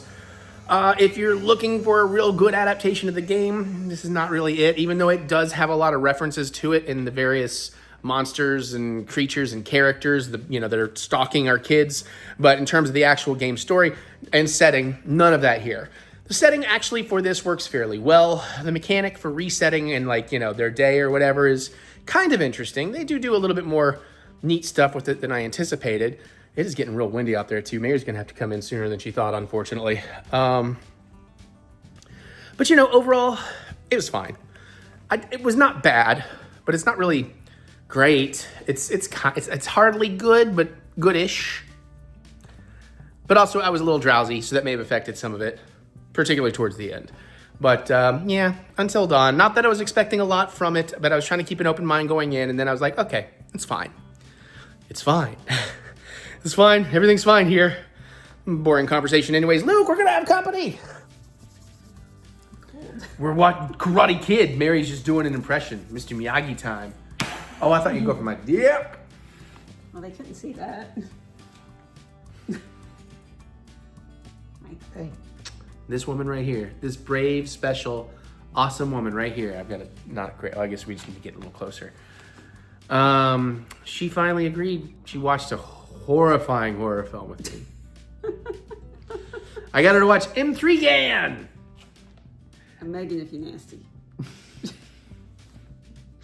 And then Megan 3.20, whatever. We'll come to that. Let's do Megan. So I'm just going to give my quick thoughts because I've already talked about my original seeing it in the theater.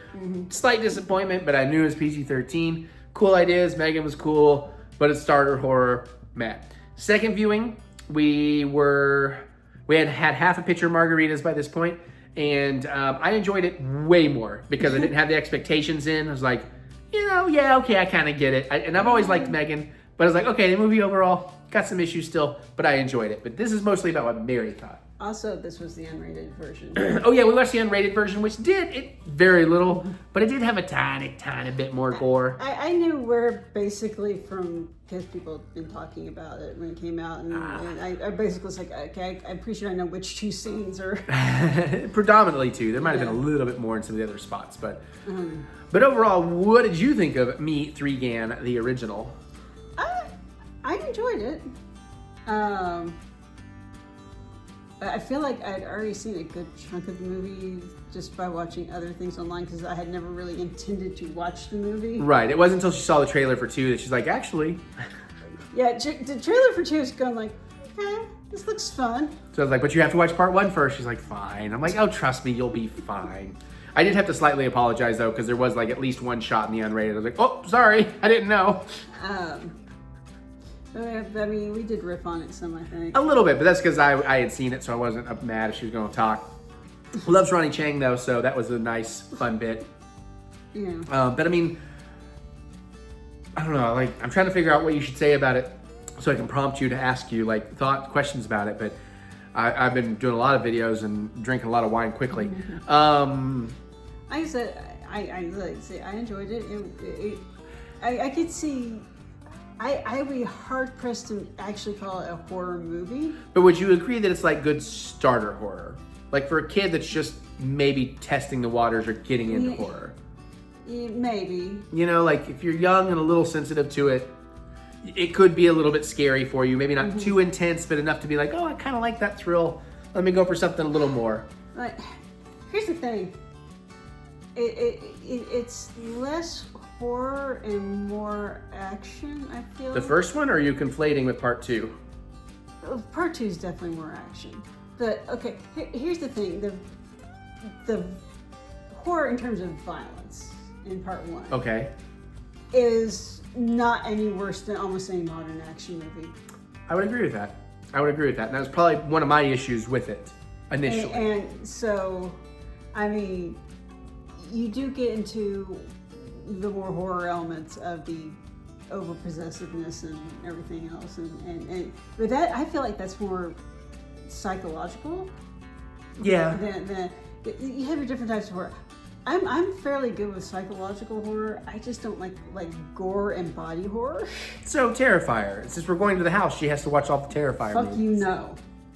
I'm not gonna make you watch the Terrifier movies. I'm just happy you're there to watch my back and hopefully not get the salt and bleach treatment in the house.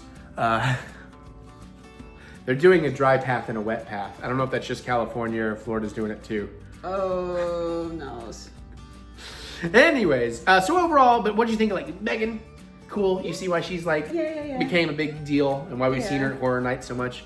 Main characters, like, dislike. You can be quick. You don't have to go deep. I liked most of the characters. I'd agree with that. Yeah. So we had a good time with that. Yeah. But then later, like about a week or so later, we watched M3 GAN 2.0. You were sober, right? You didn't have anything to drink. Yeah. I had been drinking wine and stuff. My first time seeing it, so this is more of a traditional review. Megan 2 I know a lot of people did not go and see it. We meant to go see it in theater. Things just got in the way. A lot of people were upset they didn't keep it horror or go more horror. I love that they Terminator 2'd it. Yeah. I love that they Terminator 2'd it. And I'm not going to spoil a plot point, but there is a particular plot point about something that was created in a specific year. And I have to give them love and credit for making that year 1984, which is when Terminator came out. Because certainly on a way lesser degree, Megan 1 could be Terminator. I didn't catch that. Yeah, Megan 1 could be Terminator to this being a Terminator 2. Yeah, and yeah, actually, and there's even references to that. And I feel like that is actually very accurate because Terminator 1, again, not a horror flick per se, but could easily be argued that it is. You have the seemingly unstoppable force. It's a murder bot slasher film. Yeah. I mean, certainly it's got more to it, more themes, and deeper characterization. But Terminator 1 is a murder bot horror film. It is a monster movie. They are running from the unstoppable monster. Yeah. So you could easily argue that. Whereas this very much still has some of that horror element. I think it's when you start getting like a sci-fi element involved, it kind of muddies the waters a little bit. Well, it moves to that too, but there's so much, and again, most of what we're talking about is shown in the trailer, so we're not spoiling this. But it is the villain of the first one gets reprogrammed, and again, I'm being very general, this is not... Oh, we're back to talking about Megan. I thought we were still talking about Terminator. No, we're talking about, well, I'm comparing... Okay. Well, no, because Terminator 2, and it does still have some of that horror, but it definitely becomes more about time travel and like fate, and it becomes more philosophical, honestly. Terminator 2 does. Because it is about, well, what control do we have in fate, or is it fated? And then like, even if we can change that fate, does it still course correct and stay that fate? Right. And of course, that's a big part of what makes the Terminator series interesting. Megan, maybe not the same kind of idea, but they definitely were dipping their toes into some of those concepts. And they did play with some of the twists and turns of what you think they're fighting against, they're not fighting against, or are they? But I do love that they went more action and they took the bad guy and reprogrammed them to be more of the... I know she's a protector in the first one, which is what made her a bad guy, but, I'm just saying in generalities. And then she has to go up against the bigger threat that's more made to be better than her, more efficient than her, and is more brutal and cold than her, with a less specific mission. So it's very much that in that sense. And they even have things with like, the kind of almost like the way like the John Connor's mom and her step foster mom and foster dad. There's like a kill that is like an ice picky kind of thing out of an arm. There's definitely references to all that. As a matter of fact, there's one reference when they're like putting on a hand on the new Megan, and it's like, that's Empire Strikes Back. Like you could just see you could feel all the references to all these other great horror sci-fi types of movies. If you've seen the trailer for Megan 2, that's what you're getting. You're just going to get more of that. And if that looks cool to you and you're aware of it going in, I think you're going to have a good time. I think a lot of people weren't aware of that or weren't looking for that. Did you not watch the trailer? That's all I have to say, because the trailer, it makes it pretty obvious. The trailers make it pretty obvious that was the direction they were going. And it's possible that people don't. There are people, like, comment below if you're that kind of person. Because we're not knocking if you are. That's absolutely fine and valid, every bit the same. Nose blow. But, maybe you just thought, oh, we're getting Megan 2. I enjoyed the hell out of Megan. I personally think a lot of people that avoided it, and I think it didn't do a lot of numbers because people did see the trailer and say, oh, that's not what I wanted. I think we are in the minority, and I think that's why it underperformed so much. Because they did just want, like, kind of more of the same. And I understand that. Like, I'm not knocking that. And if it had been more of the same, but maybe if they'd gone a little more brutal, a little creepier, sure, I could have loved that too. But that wasn't really what worked for the first one for me at all. So I was like, I liked it. And I liked Megan's relationship to it just basically, it goes very camp. Shin Hati. I think it's less camp than the first one, by pure definition of camp. I don't know. But by like campiness, when we think of Evil Dead campy, maybe not as much, like it could have leaned harder into the goofiness. Have different definitions of camp. There are technically two different definitions of camp. They're both kind of the same definition, but there is sort of a valid difference. The definition I'm going to hear is here's the genre, and we're kind of making fun of ourselves. Yeah, that's one of the two. The other is a little bit more, oh my God, I had it until I tried to say it, but it is tied into, the like gay LGBT I don't culture. understand that one. Nobody's been able to actually explain. Well, we're it to straight, me. so it's a little bit harder. Yeah, it's a little bit harder when you're straight. Because It is the camp. It's like it's kind of that camp, and please correct me if I'm wrong, but my understanding is that's a little bit more of like what makes drag shows work, like because that's kind of technically camp, like that big over the top, really having fun with it, which is kind of what Megan was in the first movie, not the movie itself, but Megan herself was big over the top. By the time she really goes free and is like doing the dance and all that. Oh, yeah. You know, like if you kind of equate that to being like a drag show or something, like more of the quintessential John Waters style camp definition. But yeah, we grew up more in like, you know, Evil Dead 2 is campy, you know, because it's... Army of Darkness is campy. And Army of Darkness is even campier. But, so both are valid, I would say. But, sorry, I don't know where you're going. I wasn't even aware of the other definition of camp until the Met Gala made it their theme a couple of years ago. And from what I could tell online, nobody understood what the hell the assignment was. It is a little bit of a vagary, I will give you that. But we should probably bring it back more into the movie if we can. I'm equally to blame here. You don't have to apologize. But here's the thing. I love something that goes like, okay, here's the original premise. Yeah, we realize well, Megan's not the most prominent case of this is kind of crazy. And you know what? Let's just lean into the crazy. My favorite, one of my favorite examples is Gotham. Yeah, it's all her. I never watched it. I'm not knocking, just never watched it. I have no opinion. It was not supposed to be Batman in the early years. It was supposed to be like, here's how all Batman's villains ended up being the way they are. I mean, I understand the concept of the show, but yeah. But again, it was sort of a wonky concept to begin with. It's like, let's have Batman without Batman, and they ended up having Batman anyways. That's a big part why I never watched it. And they're like, you still did it, but you did it poorly? Okay. No, actually, I think they did. Well, the Batman element. The Batman element. Well, he was a kid. I know, but either do it or don't. You know, get off the shit or get off the pot. He was very, very early Batman by the end of the series. I know how it ended. I don't want to spoil it, but yeah. I will say the only thing I do know is that we had Cal Kestis as Joker, as a campy Joker. So. Yeah. But again, it was like it was a little off on the first season, and so I'm like, you know, this is insane what we're trying to do. Let's just embrace our insanity. Yes. Riverdale. This is kind of insane what we're trying to do. Let's embrace the insanity. Yes. And then we'll bring it back to Megan 2. Because this is kind of insane. Let's just lean into it more. And Shin Hati was a great bad guy. Yeah. I love what they did with her. I love the ending, the variations of things that went down with that character. Mm-hmm.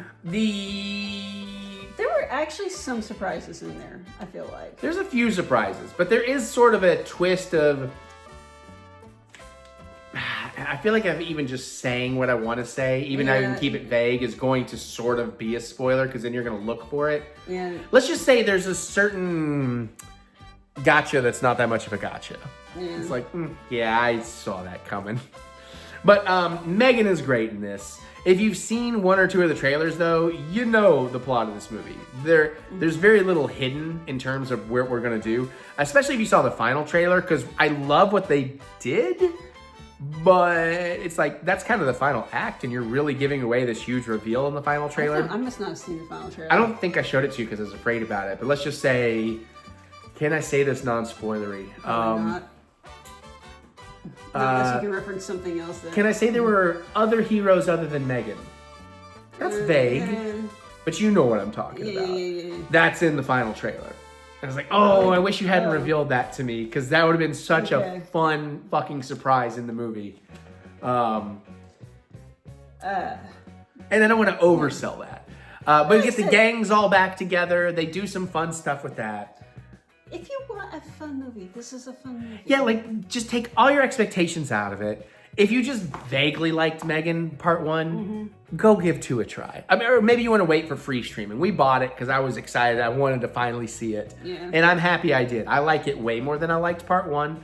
I don't hate Part 1. I like Part 1 more than I did the first time.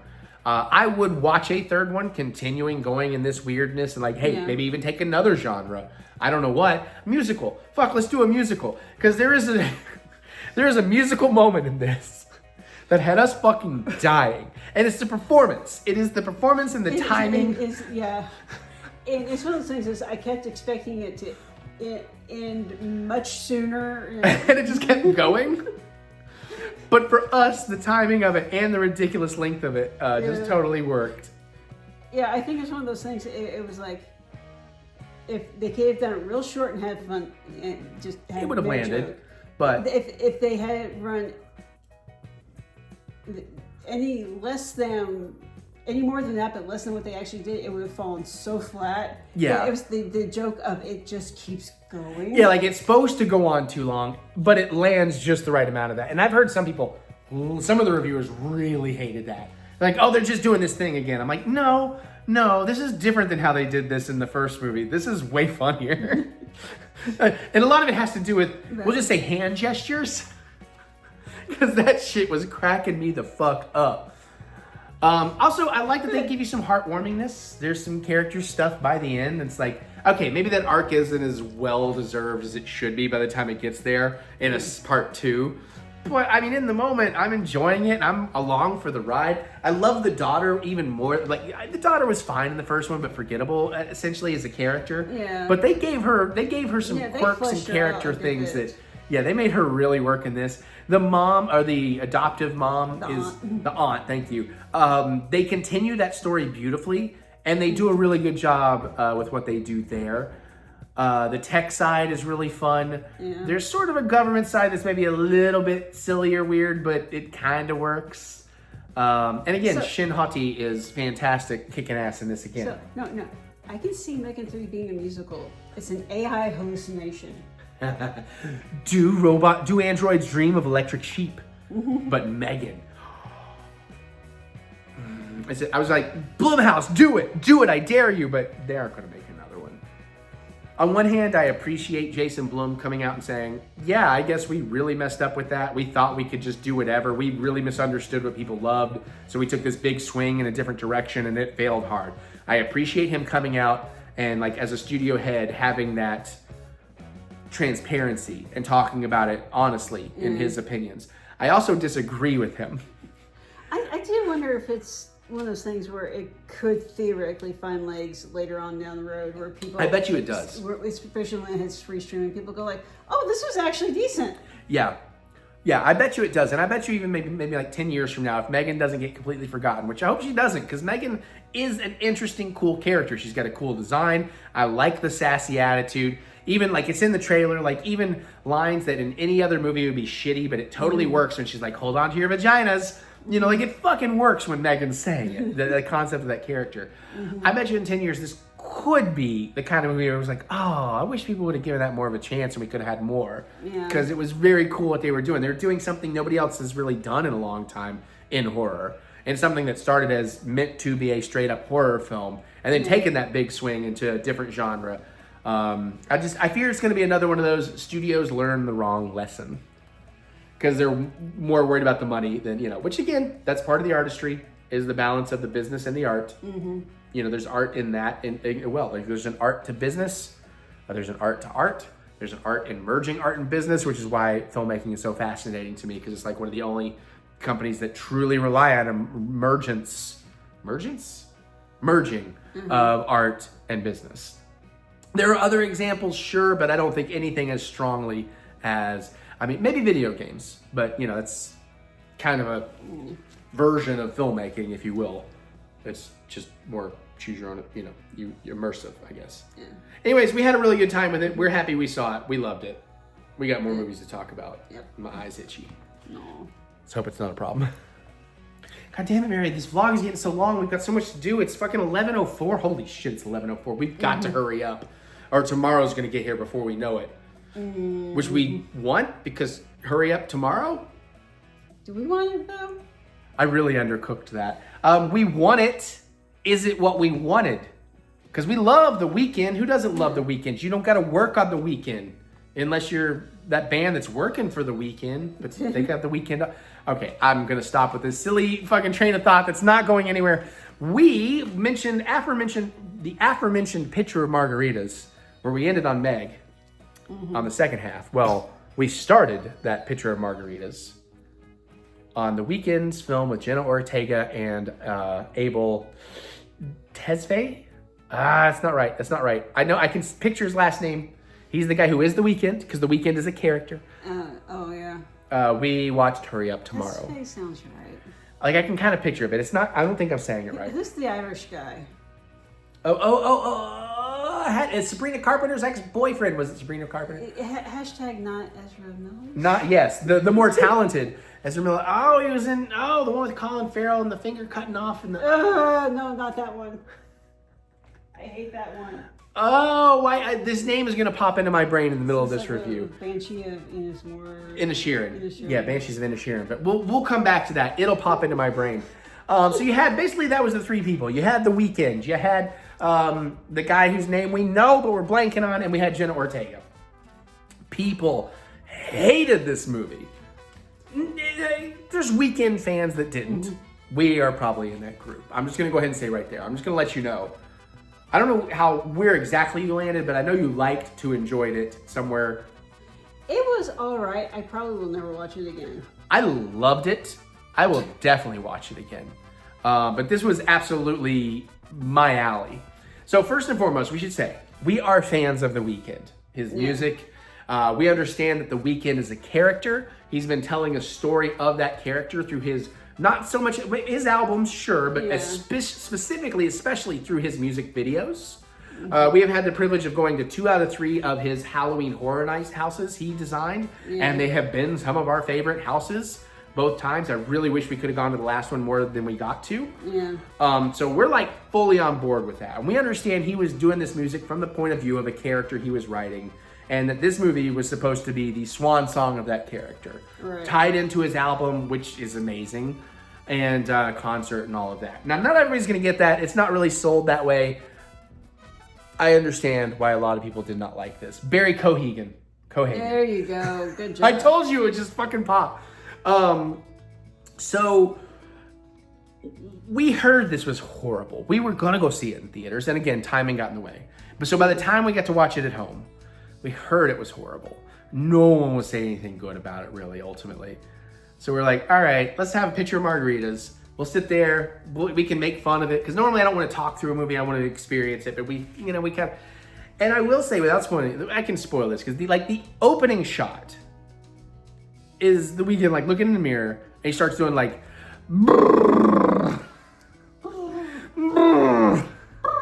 So immediately we're like, oh, no. But very quickly, my attitude changed on it. Because I realized...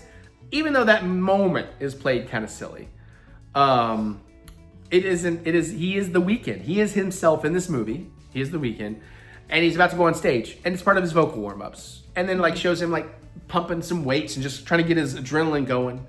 And like it's this beautiful one shot in the beginning of like starting in the mirror and then his weight. And then Barry Cohagen comes in, his manager pumping him up. And they're like boxing to get the blood flow going and all this shit. And then it's like all the way out into the stage. And the loneliness, I think it was intentional. There's like no band, no backup dancers. The loneliness of this huge stage he's on in this massive arena of people, you know, and like, so, and they had me. And then the Jenna Ortega stuff had me. Where again, this is in the trailer. She's throwing gasoline in a house in the middle of nowhere and driving away. And I'm not going to go too deep. And the music really helped. Because it's almost surrealist. It's not surrealist, but it's got a surrealist vibe. It definitely has a style. It definitely has an artistic take to it. The story, kind of bare bones, you know. But for me, it became very clear it wasn't going to be about telling this amazing story. It really was this vibe. It was this feeling. It was existing in this moment and having this experience is what this movie was. And it completely worked for me. Barry is amazing. Jenna is amazing. And I honestly think Abel was amazing. Some people are shitting on him for this, but I think he played it right. My biggest complaint when I hear other reviewers being like, this is such a narcissistic thing to do. And I'm like, not really. I mean, you can kind of argue there's some narcissism here, but I don't think this was ever done from a place of, listen, to be a massive pop star, you've got to have a little bit of that, hey, look at me. You know what I mean? Like, that's got to be part of your DNA. But I don't think it was from a completely narcissistic, like, I'm the best in the world, look at me. It was more like, I made this character, I want to tell the story about this character, this is like this story, you know, and There are it works so well for me. real life aspects. Yeah. Like he did blow his voice out at one point, which is Kind of, yeah. It happens in the movie. Yeah. Like that's actually a big part of it. There are some personal experiences. I will tell you this: he's dealing with a breakup, and it's messing with his head and causing physical issues. Perhaps he's struggling. He doesn't want to do this anymore, but he's got a manager who is getting to live the time of his life because of his client. And that manager, like a lot of managers, it's a common story in music. He's pushing this guy to go harder than he should. Because if this guy stops, his fun stops. And then Jenna is like this stalkery fan that he has a connection with on the stage, and they find something in each other at this moment in time that he really needs it to stay alive. And then, man, then we kind of go on this journey. The thing is, there's things I'd like to say, but that's spoilers. And I know, because I kind of want to say something. I'm trying to find a way to dance around and say it without spoiling it. But this is, I'll tell you what, I found the way. This is a movie where there is definitely things left to interpretation, which is some of the best art. It's not telling you what the story is. It's not holding your hand. It's basically saying, what do you think's going on? What do you think's happening? You know? Yeah, which is some of the surrealism, but sorry. Thing is, I loved this movie. You actually don't find out the actual name of one of the characters until you get to the credits. Oh, and this becomes important, and I think I can help you dance around some of this. So don't go too deep. Okay. And I'm sitting here going like, I've heard that name before, but it's not a name, it's a term. And isn't there like a little tie into like kind of a Greek mythology or something, or some kind of historical mythology? Actually, it's more Jungian. It's psychology. And in a way, it's a bit more cerebral than maybe it presents itself as, and you can really dive into this. There is some intelligence behind this creation. There's some deeper thinking that's not surface level. So I did some digging online, and it's like, oh, okay, this makes things make a whole hell of a lot more sense, especially that opening scene, because I saw a few things that made me think one thing, and then when we learned that that's not the case, I'm sitting here going, then how the hell is... And then it's just like, when I found out that saw the other thing, it's like, oh, okay. Yeah, all right. And she was telling me some of that, and I'm like, oh yeah, that makes way more sense. Oh yeah. Like I was already in for the music and the vibes and the cinematography, and like I was really drawn into this. And again, I completely understand why it doesn't work for general audiences. I completely understand why it might not work for a lot of people. And I'm certainly not trying to say that old Rick and Morty thing of, well, you gotta have a certain level of intelligence. I'm not saying that at all. I'm just saying if these things can catch you and click with you, suddenly this movie is a lot more interesting and a lot deeper than maybe you thought at first. That coupled with his great music and great visuals makes me love this, and something I want to see again and again. Because there are certain things you're going, okay, what exactly is the deal going on here? And that's what... Which I think it means to do that, by the way. Which is what kept me drawn in, but I could see how if it's not grabbing you and you have no patience, you're going to be like, what the fuck is this bullshit? Yeah, and I don't fault you if you don't like it. Like, I don't do that. You're allowed to like or dislike what you want, you know, as long as you're not a jerk about it. But yeah, no, I'm in love with this movie because honestly, to me, the purest cinema, the purest film is visuals and sound, visuals and music particularly. And this nails that for me. And, you know, much like we absolutely love his videos, and I'm so glad we binged the music videos in timeline order back before we did his second Horror Nights house, the first for us. Like, that made us appreciate the house so much more. Yeah. Like, it is really one of those things, I think, to fully appreciate anything The Weeknd's doing, you do have to check out everything he's doing in timeline order. And I think it makes a lot more sense along the lines than if you're just getting a little bit here and there. It's just like, is it comparable to the Gorillas? You're way more familiar with that, so I cannot comment. I like the Gorillas. There is so much lore and crap with the Gorillas. Occasionally I'll find a YouTube video going down like, here's the timeline of this fictional band. But you know what? We've done a Which lot makes of... some of the music videos make more sense. Fair. Ultimately, I loved it. You really liked it, but not again. Yeah, here's the thing. There's so much out there to watch. That's often an issue. That there are a lot of things that are going like, it's okay. I liked it, or either I liked it but either way, it's like, but I probably won't watch it again. There's some things that are going like, I'm glad I saw this. I will never watch it again. And I totally get that with her. Like, this is definitely way more my jam. Definitely her jam a little, but way more my jam. Yeah, it's just like, yeah. No, I know. I'm also keep looking at Napoleon. I want to just go give him 11s. All right, we got one more movie to talk about too. So, but yeah, very divisive. Definitely let us know your thoughts on this and context. Give us context. You saw the movie, you don't know anything about the music. You love the music, you still didn't like the movie. You understand the character that blah, blah. Give us what you thought about it, but also the context of where you're coming from. Because I think this is one of those, specifically this one, more than many things, I think what your opinion of it is needs to have the context of where you're coming at it from. Which is why I also think it's very artistic, so. All right, let's talk about the big boy, the big blue. Go Big Blue! Fantastic Four!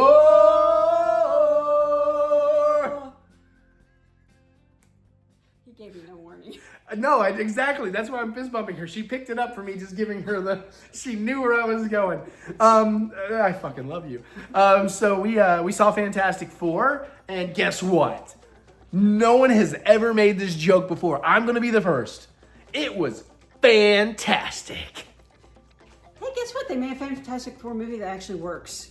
Yeah, absolutely, completely. Now I haven't read that many Fantastic Four comics, but I'm very familiar with it. I know a lot of history. I know a lot of issues, a lot of arcs. I know enough to know that even though I enjoyed the 2000s movies, hell, I didn't even hate Fan Four Stick. It's not great. It's got its own problems, but as its own movie, I enjoyed the shit out of it. I agree with that. But this, not only did this feel like a comic book, much like Superman, it felt like an actual comic book. It had the heart. It had the weirdness. It had the Kirby love. It had the cosmic, strange, weird crap going on. It had a great pace. I don't need an extra 15 or 20. You know what? Like, a lot of people are like, it could have used an extra 15 or 20 minutes. I feel like, yes, I would have liked an extra 15 to 20 minutes. I would happily watch another 15, 20 minutes, But that's why. That's why I want to point out my thought. This is my same philosophy when I make music, is if I feel satisfied with it, then it's too long. I want to take it, like if I make a song and it feels satisfied, I need to cut a verse and a chorus. Because if it's just a little bit shorter than satisfying, then you're more likely to want to go watch it again and again, or listen to it again and again. And that works for me. And I don't think anything was missing. I don't think there's anything. Sure, there are things you could argue on a specific level, like, well, they didn't completely pay this off or that, blah, blah, blah. But it's like, yeah, but you got just enough of it to know that's going on and that's important to this character. The family interaction, the visuals, the music. The chemistry was great. Also, the setting. Everybody is agreeing on this one, I think. Yeah. He said this was a spoiler, and I said, "Did you watch the fucking trailers?" Of course. Did I watch the trailers? No, what's a trailer, Mary? The thing is, you called. When I said to somebody else, you said it was a spoiler. I was like, "No, it's enough in trailers." But I think you said a little more than what's in the trailers in terms of context, because, anyways. But I vaguely remember what you're talking. I remember the discussion. I don't remember the specific point you were talking about. The setting is like a Jetson sort of futuristic. I know what part of what you were talking about and what part I thought was a spoiler, because it's presumed from watching all the trailers. It was not confirmed from watching the trailers, and that's why I thought it was maybe a spoiler. That it looks like the freaking 1960s, but not futuristic? That part of it specifically. See, now I can't even say because I don't want to...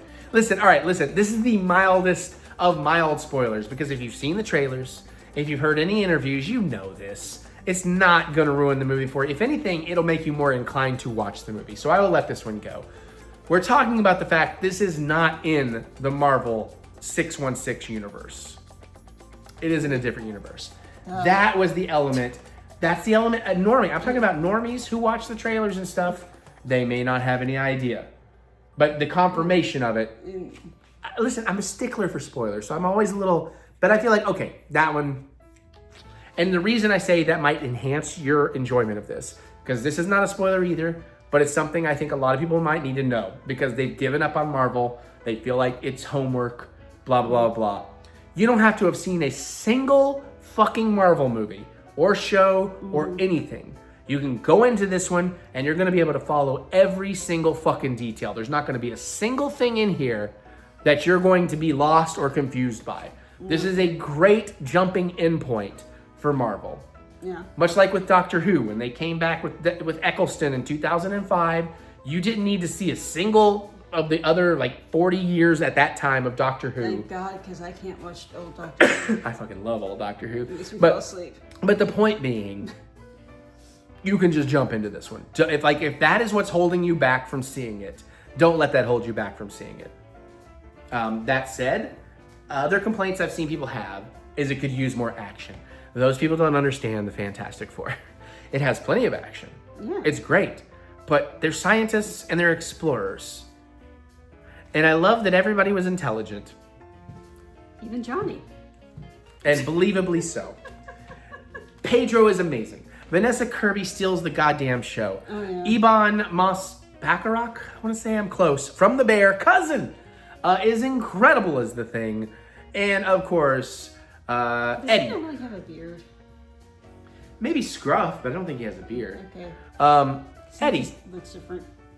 Okay. He's the Thing. Before he's the Thing. Oh, they do have some. You've seen that in trailers. Eddie from Stranger Things as Johnny.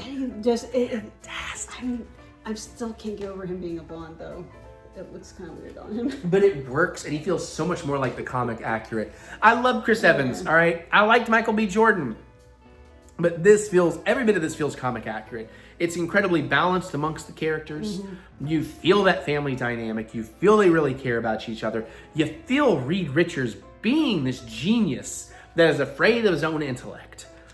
The city designs, inspired by Disney's Tomorrowland, absolutely, which also inspired The Incredibles, and that's why it feels a lot like The Incredibles, which was clearly inspired by the Fantastic Four, because The Incredibles was the best Fantastic Four movie we've had until now. It's so good. And Galactus, Ralph Ineson? I'm close. It's not fun. But he is amazing as Galactus. What we get of Galactus, I know, we're right on the cusp. It's on our tongue. Yeah. He is amazing as Galactus. The designs and the usage of Galactus. Yeah. Chef's fucking kiss.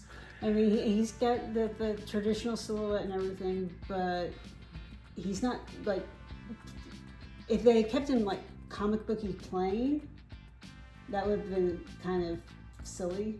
I think they put just the right amount of There's detail. enough detail. Yeah, I see what you're saying. Yes. The world, though, this alternate world, which is very much not our world.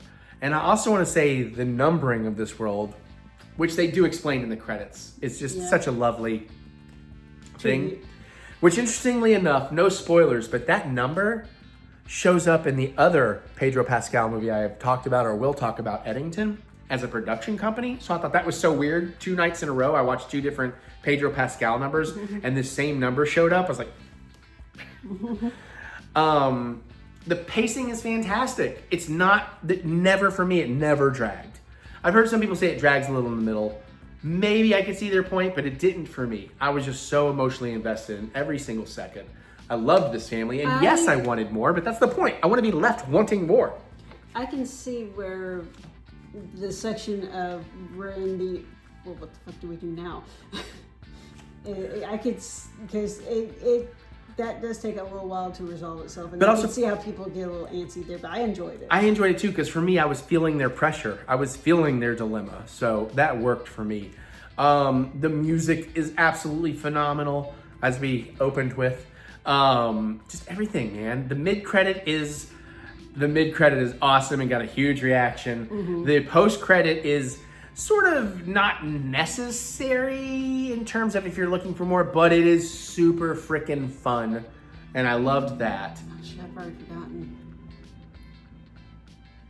I don't know if there's a way I can tell you, but Yeah, just remind me when we're done. we had another title sequence. Can I say that? I don't think that's. Oh yeah. Okay. I don't think that now. spoils anything. Thank you. I loved the gags in here. I loved the way the universe loved the Fantastic Four and the way the Fantastic Four loved the universe. I loved the cosmic, the interstellar. The Silver Surfer in this is phenomenal. I love Doug Jones in Rise of the Silver Surfer, and he looked great. This looks 1,000 times better, and it makes way more sense within the context of the story. And I could see why they went to the Shalabal? Shalbal? I think it's Shalbal. We're both wrong. I'm so sorry, but you know we're in the ballpark. I think going to that one instead of the Norred Rand. See, I'm not super familiar with Fantastic Four, but I see why they made that switch. That switch makes a lot more sense, especially with the Johnny connection, and what they did there was fantastic. Fantastic. It's going to come up a lot. I just love this. You do a good job. Yeah, and I mean, the whole okay. Can I say this non-spoilery? There's this very crucial speech Susan gives about what the Fantastic Four is going to do. And what she says is so good. It's so good. And it would win me, if this was real, it would win me the hell over. But I just loved it, man. I loved it. I'm so ready for more. I'm excited to see how they tie into the Doomsday universe. I'm excited to hopefully see them continue. And again, the movie does not. I want to make sure I'm not going to spoil anything. Okay, yeah, I can say this. The movie is self-contained, okay? It's not. You can watch this movie completely outside of anything Marvel from here on. Yeah. But we know, obviously, is going to tie into the next Marvel movie, which is Doomsday. I want more of this universe. I want more of what's going on. Yeah. So but I'm also conflicted because I know where we're going with the next two Avengers movies. I know enough about the comics to know what we're doing. And it's and I'm with everybody else. I'm like, but will we get another one? Will it be able to happen? And I'm like, well, maybe you can give us prequels because they do a great job quickly setting up this universe and the history of the Fantastic Four. Yeah. In such a comic accurate way that I know some of the things they cut, and I know that a lot of it came from the opening, and they condensed the opening. And it works. I think it works so much better. It would be neat to have a lot more of those, more expansion on a lot of little moments. Yeah. But the movie as a whole doesn't need that. Yeah, and hopefully we'll get those as deleted scenes when it comes out. Some of those deleted scenes are already starting to pop up on the internet. People are like, why wasn't this left in the movie? It's because it didn't need to be. It's cool, we like it, but you have to look at the movie and the flow overall. Yeah. No, they... Sorry. Because here's the thing that almost every superhero franchise suffers from, and it's the origin story. And now, Fantastic Four, you might have to explain a little more than say you're Batman or you're Superman or you're Spider-Man. Right. We haven't done it nearly as much as those three origins. But the thing is but they've also realized it's there's a lot of audience that already knows the origin, and we would like to get on with things. Yeah, because the origin is not important to the story itself. Right. So they did a very good job of going okay, this is how we got here. Well, they had a great, but in a very nice package. They had a great storytelling device. Yes. As how to set everything up and then move on with the story they wanted to tell. Right. And that plays into the story. It feels natural. It feels like it belongs there. Everything about this was fantastic. So here's my thing. We had Fantastic Four. We had Superman. For me, both of these movies, I came out just joyous. And both of these movies, I came out feeling I finally saw true adaptations of a comic book brought to life. Fun childhood comic books. I mean, some people, listen, Snyder has done a pretty damn good job of graphic novels, of those darker, more edgy adult graphic novels. Yeah. But this felt like childhood youth, beautiful, joyous comics and the fun of that. And both those movies. Now, I still like Superman. It's not a competition, but personally, I like Superman a little bit more. I think it did a little bit more for me. It was a little bit more positive. But this might be, if not my favorite Marvel film, it's got to be in my top 5. I have to say, for the most part, I like the previous DC stuff. Mm-hmm. So I have to say that Man of Steel is probably one of my least favorite Superman. Well, that's interesting because he's my second favorite Superman pre-James Gunn Superman. But I don't know. That's probably true. I don't know. That movie just didn't do much for me. Man of Steel. Well, anyways, we don't want to go. We don't want to sidetrack yet because we're already and we got it. more. Yeah. Yeah. Stop it. I would. You started sidetracking into specifics of that. I was just giving generality. But Go see Fantastic Four. Yeah, it's a lot of fun. Absolutely. I want to go back to see IMAX 3D. And then one last thing before we. Oh, he's got to show off his. I meant to start with this. Fantastic Four.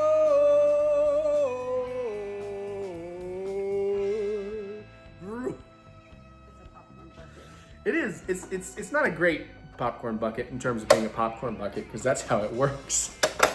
But bro, they have these, and I know the Galactus one is amazing, but the Galactus one's like $80, but this was just like I just want I loved the Fantastic Car. I'm gonna show you that. The Fantastic Car in this movie is so much fun. It's not in a lot, but when they use it beautifully. Okay, we gotta move on. We got so much more vlog. Okay. Bye. Bye. Okay, and then after Mary and I watched Fantastic Four, I went back to the theater for a double feature. It was almost a triple feature, but I didn't really feel like going to see I Know What You Did Last Summer. Maybe I'll see that eventually. But I did finally get to see the new Ari Aster film, Eddington, with Joaquin Phoenix and Pedro Pascal and Emma Stone and the guy who played Elvis. I should know his name, but I'm blanking on it. And a few other cool characters. I love Ari Aster's work. If you're not familiar, he is the writer and director, I assume, of Hereditary, Midsommar, and Beau is Afraid. And I love those three movies. Beau is Afraid is my favorite. Midsommar is probably my second favorite. Hereditary is my third. This is my fourth. But that does not mean it's bad at all. This is still great. To me, you gotta be a fan of the director, especially in this one, because you're gonna have to give him some leeway in the beginning. My biggest critique of this one is I was excited to get that tension, that tone he often brings to his films where you're just constantly waiting for the other shoe to drop every single second.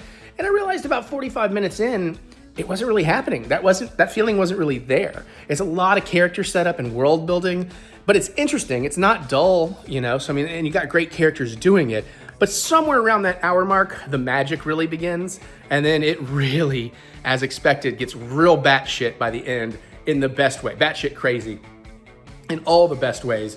And the ending itself, there's like kind of a post ending. Like you kind of end the main story, but you sort of get an epilogue. And the epilogue's kind of cool, but honestly, I don't know that I needed that. So those are really my only two complaints. Is it's a little bit of a slow starter even for him. And the epilogue is not the best. I feel like I would have been more coming out of the theater on a big high had it just kind of ended after the culmination of all the batshit craziness. But the weaving narratives of this story, fantastic. Maybe the Emma Stone element is a little undercooked. I do think it's necessary. Her mom, because it really helps with her mom's plot and the driving force behind Joaquin Phoenix and a lot of stuff he's doing in here. But the chemistry with Joaquin Phoenix and Pedro Pascal is phenomenal. Watching them butt heads all through this, but feel like real characters while doing it is so cool. And it may trigger for some of you some bad feelings and memories because this is set early 2020 at the outbreak, basically the lockdowns from all the COVID pandemic. And it does show a little bit of people thinking on both sides. It doesn't make a statement about it. So it's not like trying to preach at you about it. It's just exploring that time a bit from multiple sides. And also they do maybe a little bit more one-sided. They do kind of end up with the George Floyd and the Black Lives Matters protests. But again, it's not really saying anything about that per se. It is saying something about a certain demographic and how maybe they went a little overboard with some of it. Heart's in the right place, but it kind of makes some proper comedy out of some of that, for lack of a better term. I'm trying to dance around being too spoilery too. But I really appreciated that. That stuff made me laugh every time in the way that it was supposed to. I think I'm hearing rain hit the window. Oh, here she is. She's coming in. But yeah, so. Who said I had to come inside? Did your mom actually call you or? No, Mother Nature. Oh, Mother Nature. Yeah, I was like, are you? Oh yeah, it's really coming down. Yeah. Oh my God, look at her back. So she got a little bit of it. But ultimately, I love Eddington. I will rewatch it. I think it's going to be a movie that will get better with multiple rewatches because I think it's one of those movies that when you know where it's going and where everybody ends up, the earlier stuff that maybe the first time is a little less interesting is going to get a lot more interesting. So I highly recommend, especially if you're a fan of his other films, just know it's going to take a little bit longer to get started, but then it really, really goes. So highly recommend Eddington. And then after Eddington, I'm so glad they finally added screenings, and it was kind of neat to be doing essentially a midnight screening again, but at the same time, getting out of the theater at 1 a.m. is not as fun as it used to be as a youngling. But I finally got to see Bambi The Reckoning. Bambi is back, and she is pissed. So this is part of the Poohniverse, the Winnie the Pooh Blood and Honey, Winnie the Pooh Blood and Honey Part 2, Peter Pan's Neverland Nightmares, and there's an upcoming Pinocchio film. I think there's one other, and then we actually get Assemble the Poohniverse, which is going to be phenomenal. These movies keep getting better and better and more fun and more fun. Did not have a huge crowd. There was 5, 6, 7, 8 other people with me, but again, Regal put up the tickets for this like 3 days before it opened. It did play all weekend. Hopefully you can still find it if you like these movies. And again, like the rest of them, this one is another step up in quality. I think the CG, you got the Bambi, for the most part, looks really, really great. There's a couple of fantastic kills in here. There are some characters, now they still have an issue with making memorable human characters. They do a very good, like believable and likable or hateable characters within the context of the movie. But, I'm not really all that worried about them in generally or caring that much or remember them. They kind of come across as, the way you remember them as being fairly generic characters for the most part, except for the a-holes who are deliciously a-holes. There is like an older cousin kid in here that is a fantastic douchebag. And at one point he kicks an animal, that's all I'm going to say, which makes you really, really hate him. But oh, the justice. The justice is one of the best parts of this movie after that happens. I don't want to spoil it for you, but the whole crowd, we were definitely having a good time laughing appropriately, because it's meant to be a little, laugh at this insanity. And it was awesome. Basic idea here is these guys dumped toxic chemicals. It created a mutant Bambi after the family was killed or whatever. I guess they eventually, I don't want to give away too much because there's something I want to tell you about the ending, but I don't want to give away the ending. There's more to it than you think. And then basically there's this group of family members getting together at this grandma's house who's like been drawing Bambi, and everybody thinks she's crazy because she's kind of out of it all the time. And that stuff doesn't really pay off that much, but it pays off a little. Our main characters... I'm sorry, there's a joke there. I don't even know what I said. Is grandma and reindeer? Technically he's not a reindeer, but all I can think is grandma got ran over by a reindeer. Well, I'm not going to tell you if she does or doesn't, but now I'm trying to think, oh God, did they do that and I just didn't catch it? Or did they not do it and miss an opportunity? I honestly don't remember. But our main kid and his mom, charming enough, there is a bit of a twist in here.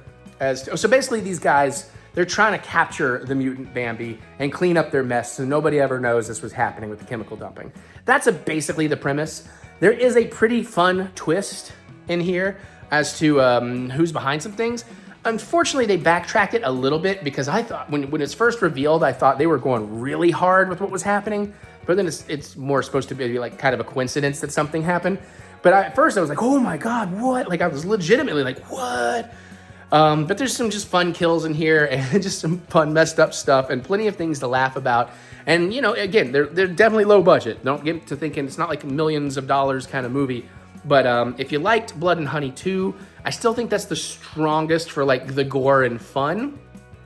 I still think psychologically and villainous wise, the best one is still Peter Pan. But this is definitely a great creature feature. And one of the thoughts I had during it is if you've been a longtime Kevin Smith fan, there was a movie he talked about making forever he never made, which was Moose Jaws, which is Jay and Silent Bob basically doing Jaws in Canada, but it's a moose instead of a shark. And this movie is not exactly that, but there are times it's like, oh, I wonder if Kevin Smith has watched this or will watch this and what he'll think about it, because it has some of that vibe. It's like it's kind of getting a taste of what Moose Jaws could have been. But I really, really like this one. I'm so glad I got to go see it in the theater despite the late timing. I do think Pinocchio is up next, and it looks like it's going to be another improvement over everything. So I'm just firmly in and excited to be enjoying the Poohniverse. So if you get a chance and you like the others, highly recommend it. What, did you want to open something more fun than this? This is so much fun. You just sounded so disappointing right before I rolled. It's just getting late. It is. So we're here to open up my last horror packs. Probably. I mean, I shouldn't say last ever. Who knows? I need to turn on this light behind us. I don't like the contrast. So if you've been following along, I used to subscribe to Horror Pack and I loved it, but then I had to get out of the subscription box. Then they started sending me them for free. These were sent for free, not paid for, not sponsored, just sent me the boxes. But they kept sending them even after I stopped making the videos. These are the last of those. We have the March 2024 boxes and the April 2024 box. I do really love Horror Pack. I just have a huge physical movie collection. Although after we've been opening these recently, and my dad and I have stopped buying so many physical movies because we have a problem of like 10,000 discs and we still have 2,000 we need to scan and organize and get on the shelves. We kind of stopped buying stuff unless it's super loved. But anyways, we're gonna open these up. It's like 25 bucks or something like that a month. We're getting 4 movies. One of them is gonna be an exclusive to Horror Pack at the time of releasing. They can be hit or miss, but it is exclusive. We're gonna open these up. We're gonna take a look at them. We'll see what we get. But these are the last of the ones they had sent me, and I am very appreciative to that. They were very kind to me always. They liked our energy. They liked that we would review them. They liked that Mary would sit down and watch one even when she's not the biggest fan of some of these. Plus, I will say that it's given us one of the best in-jokes we've ever had. We've been using for years now about stop being such a silly Billy Gumdrop. Oh, yeah. What the fuck's a silly Billy Gumdrop? It's not necessarily from a movie. Silly Billy Gumdrop's from a movie. Yeah. We've expanded that into our own thing.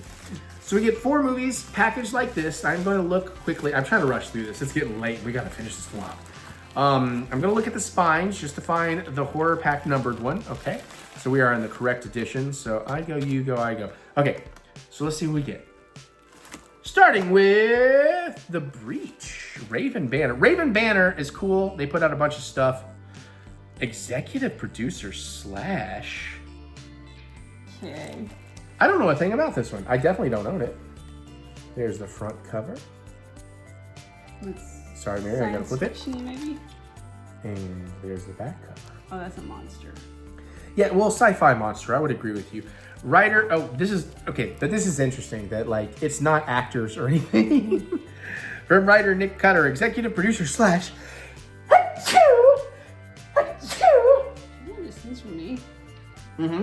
I learned it by watching you. And director Rodrigo Guadino? It seems close. Sorry if I'm mispronouncing it, no disrespect. No, it's not Debbie Rashad, but this looks sci-fi-y. This looks cool. All right. The horribly disfigured corpse of scientist Cole Parsons has washed up in a canoe, and it's up to small town officer John Hawkins to head up river to the victim's cabin and investigate. When John and his team arrive, they immediately start experiencing weird phenomena. Wasps everywhere, hideous drawings all over the house, and a machine in the attic that appears to be a gateway to another dimension. This sounds like From Beyond without Barbara Crampton and all the sexiness, which I'm in for because From Beyond was amazing. Okay, here we go. However, all these discoveries pale in comparison when they come face to face with Cole Parsons, very much alive. But while he may look like Cole, there's an evil lurking within him that is spine-chilling. So now the team must get themselves out of this hell alive. That is, if Cole and his machine will let them. This sounds a lot like From Beyond, but lesser. We got a making of featurette, behind the scenes filmmaker commentary. I love a commentary. And trailers directed. We already said all that. I don't know any of those actor names. Doesn't mean they're not somebody, but it is 93 minutes. I mean, it looks like a good time. I definitely want to check that one out. Yep, just grab from the top, please. Sorry, we are trying to speed through this a little bit. The Last Victim, No Bodies, No Convictions. It has Ron Perlman. Yeah, Ron Perlman and Ali Larter. Oh my God, and fucking Galactus himself. Yeah, Ralph Ineson. Yeah. Oh, we did that on purpose. If you watched our review section. And we have the cardboard slipcover. This looks very familiar to me. I don't think we bought it, but I remember this thing. There's the back. Let's see. In this stylized neo-Western thriller, a group of modern-day outlaws and their terrifying leader are pursued by a local sheriff, Ron Perlman, after committing a horrific crime in a desolate southwest town. When a professor and her husband cross paths with the criminals, everyone is drawn into a spiral of violence and retribution where morality becomes ambiguous and survival is the only option. This sounded immediately, I was like, Dad would like this. I have not seen this. We own this. So Dad has watched it. Let's see if he's rated it. He gave it a 2.5 out of 5. So he thought it wasn't bad. It has a director's commentary. Ooh. But yeah, we do have that. Dad has seen it, but he gave it a 2.5 out of 5. Okay. He gives like nothing a 5. 4 is he really wants to watch it again. 3 is like it was really good. 2.5 is pretty good. So what does it have to be a 5? I don't know that he has any 5s, but you have me curious about this. I'm going to look that up because there's a way I can do that real quick because you honestly have asked a wonderful fucking question. But let's see. How do I search? Is that where I can filter? Filters. Okay, probably filter. Is there a sort by title? Sort by... It might be a sort by rating. Let's see if this is correct. Okay, here we go. Battlestar Galactica, Season 4, he gave a 5. He didn't rate Breaking Bad. Oh, I don't like this, though. It has to be red to be his ratings. But he did give Battlestar Galactica Season 4 a 5, which I would agree with. He hasn't... Okay. Is there... Well, this is just not going to go the way I want. Let me check one more thing, and then we'll move on. Sort by rating. There's no option for... Oh, can I add watched? Is it sort by rating and watched? No, because he did not give My Best Friend's Wedding a 5. But anyways, that gives you some concept. But it is rare he gives a 5. But 2.5 for my dad, pretty damn good. I definitely want to check that out. But we already have it. So oh no, okay, it's my turn. Well, I did that so you don't grab the wrong one too, because I know where this. Okay. I give you the good special limited edition one. I always make sure you get that one. Oh, we never got around to watching this, but we definitely own it. Black Friday. This does make me wish Mary and I were still reviewing these, because this would be the one she would be excited for. Yeah. You got Bruce frickin' Campbell. You got Devin frickin' Sawa. Michael Jai White. Oh, yeah. And who doesn't love Devin fucking Sawa? Come on. I love him from Idle Hands. I love him from Final Destination. I love him from tons of stuff, but I absolutely adore him from Chucky. Every season, multiple characters. Chef's kiss. But yeah, we never got around to watching this. We got to get this one in. Maybe this year. Don't let the holidays eat you alive. On Thanksgiving night, a group of disgruntled toy store employees begrudgingly arrive for work to open the store at midnight for the busiest shopping day of the year. Meanwhile, an alien parasite crashes to Earth in a meteor. The group of misfits, led by store manager Jonathan, Bruce Campbell, and longtime employee Ken, Devin Sawa, soon find themselves battling against hordes of holiday shoppers who have been turned into monstrous creatures hell-bent on a murderous rampage of Black Friday. Take a drink every time we say murderous, and you will not survive. I'm just messing with you. Definitely own a copy of this. It doesn't look like it has any features. It's 80 minutes, and it has half 5 surround. I'm sorry, it's just the credit block thing on this, or not the credit, but the detail block. It looks like poor. Water. Yeah. Sorry, I just realized we got another box too. So now we're gonna open. Listen, I really want to see this. She really wanted to see this ever since it's been out. Yeah. We just never got around to it. So much stuff, and then we get Craving Horror Pack Limited Edition Blu-ray cover. It's very Aliens. I like that art. This is gonna be released 90 something. Her fingers over it. 98, 90. 93? 93. So when you show the back, you gotta show the spine. The back almost looks like they started a really good layout and then they crapped out on finishing the layout. The sheer amount of splatter is just awe-inspiring. Midwest Film Journal. A group of drug addicts are besieged by a group of mysterious figures inside a rural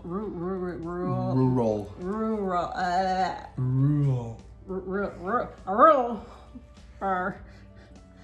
As withdrawal starts to set in, the patron staff and a group of armed invaders inside a rural...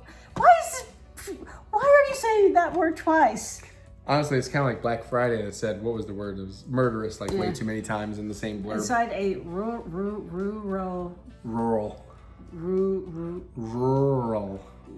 Get that southern drawl in there. Rural. Ah, God, I failed this. Your English good. No, I think that's my childhood speech impediment kicking in. You learn new things all the time. Anyways, we gotta get moving. Sorry. Anyways, people at the bar. Burr. Must identify the bloodthirsty psycho amongst themselves before it's too late. I know, it looks like there's somebody from a Guar concert in here. It's... Well, I'm in. I mean, look at that. It does. I mean, it's hard to tell in that blurry. Special features, audio commentary with director Jay Horton, interviews with Kevin Caliber and Ashley Undercuffler. That sounds like a thing. And a theatrical trailer. 84 minutes, stereo. Ooh. Copyright J.R. Horton. So this is definitely an indie release. That's fine. Sometimes that's great. All right, that was the March one. Honestly, you got this in there, it wins. Yeah. But let's see. But sadly, the last one they sent me was... I kind of want to resubscribe to this now, particularly because I don't really buy physical movies like I used to, because our physical collection got out of control. Yeah. I could enjoy this now. It's highly likely I start getting tons of stuff I haven't bought. It might become... Because like $25, I don't know if they changed that. It's Blu-ray only now. I don't think they do DVD anymore. You know, I mean, I'm considering it. And then I said that, and now I'm like, I could maybe. Because that was the only thing. It's like, I need to stop buying all these movies I already have. It's, you know. All right, let me find the spine. I bet you it's exactly where I think it is. It is 94. I kind of hate, though, that I missed out on 100. It just seems like it would have been cool to stay with this till I got 100. But, all right, I get the first one, so I can control where, you know, you're... Oh, I heard this was pretty good. My Friend Dahmer. Oh yeah, Anne Heche is in this. I thought this was like a Netflix or something. There's like 3 or 4 different versions of this story that came out all around the same time. So obviously about Jeffrey Dahmer. It's got Anne Heche. Oh, Anne Heche is not who I'm thinking. I was thinking Catwoman. Devil Wears Prada. Hathaway. I was thinking, I mean, Anne Heche is cool. I'm not knocking Anne Heche. Was she married to Harrison Ford? No, that was Calista Flockhart. I'm thinking of 6 Days, 7 Nights because she was in with Harrison Ford. I had to remember which version of Batman she was Catwoman in. Anne Hathaway. Oh, and The Dark Knight Rises. All right, My Friend Dahmer. A window into the making of a monster, says Joshua Rothkopf from Time Out New York. What'd you say? So incredibly tiny print. Yes.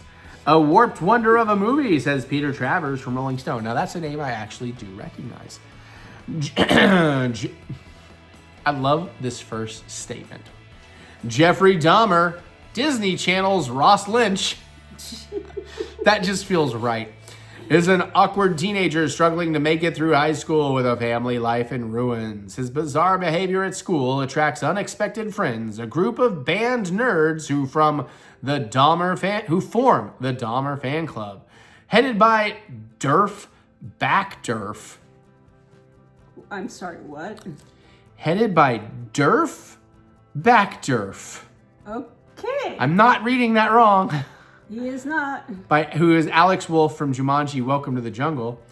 But as they near graduation, Jeff's depravity continues to take hold, and he spirals further out of control based on Backdurf's critically acclaimed 2012 graphic novel. And written for the screen and directed by Mark Myers, My Friend Dahmer is the haunting, sad, funny, true story of Jeffrey Dahmer in high school. That kind of sells me on it. Yeah. I was not really that excited because I'm like, another Dahmer story, but this, okay. All right. We get an interview with Ross Lynch, behind the scenes slideshow, and a theatrical trailer. 2017, and it's 107 minutes, rated R. I'm a little bit more excited for that after that last sentence. I also love Jeffrey Dahmer. Disney channels. Okay. Yeah, you get the next one.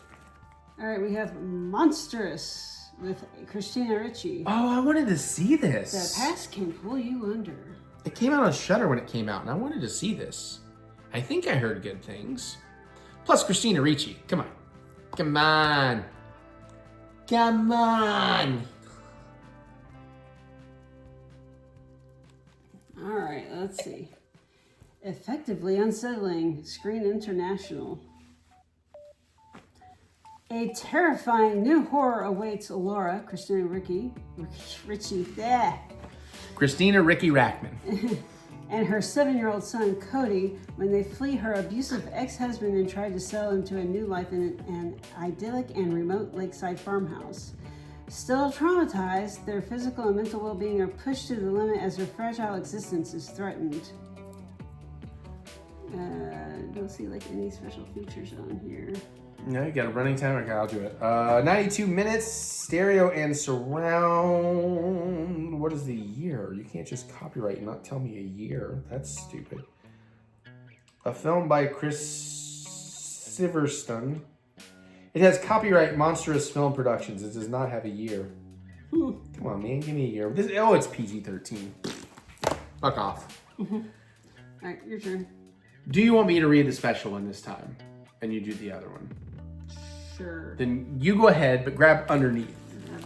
Yeah. The next one down is the special one. Oh! Good job, honey. Just knock it out of my hand, why don't you? Not that one!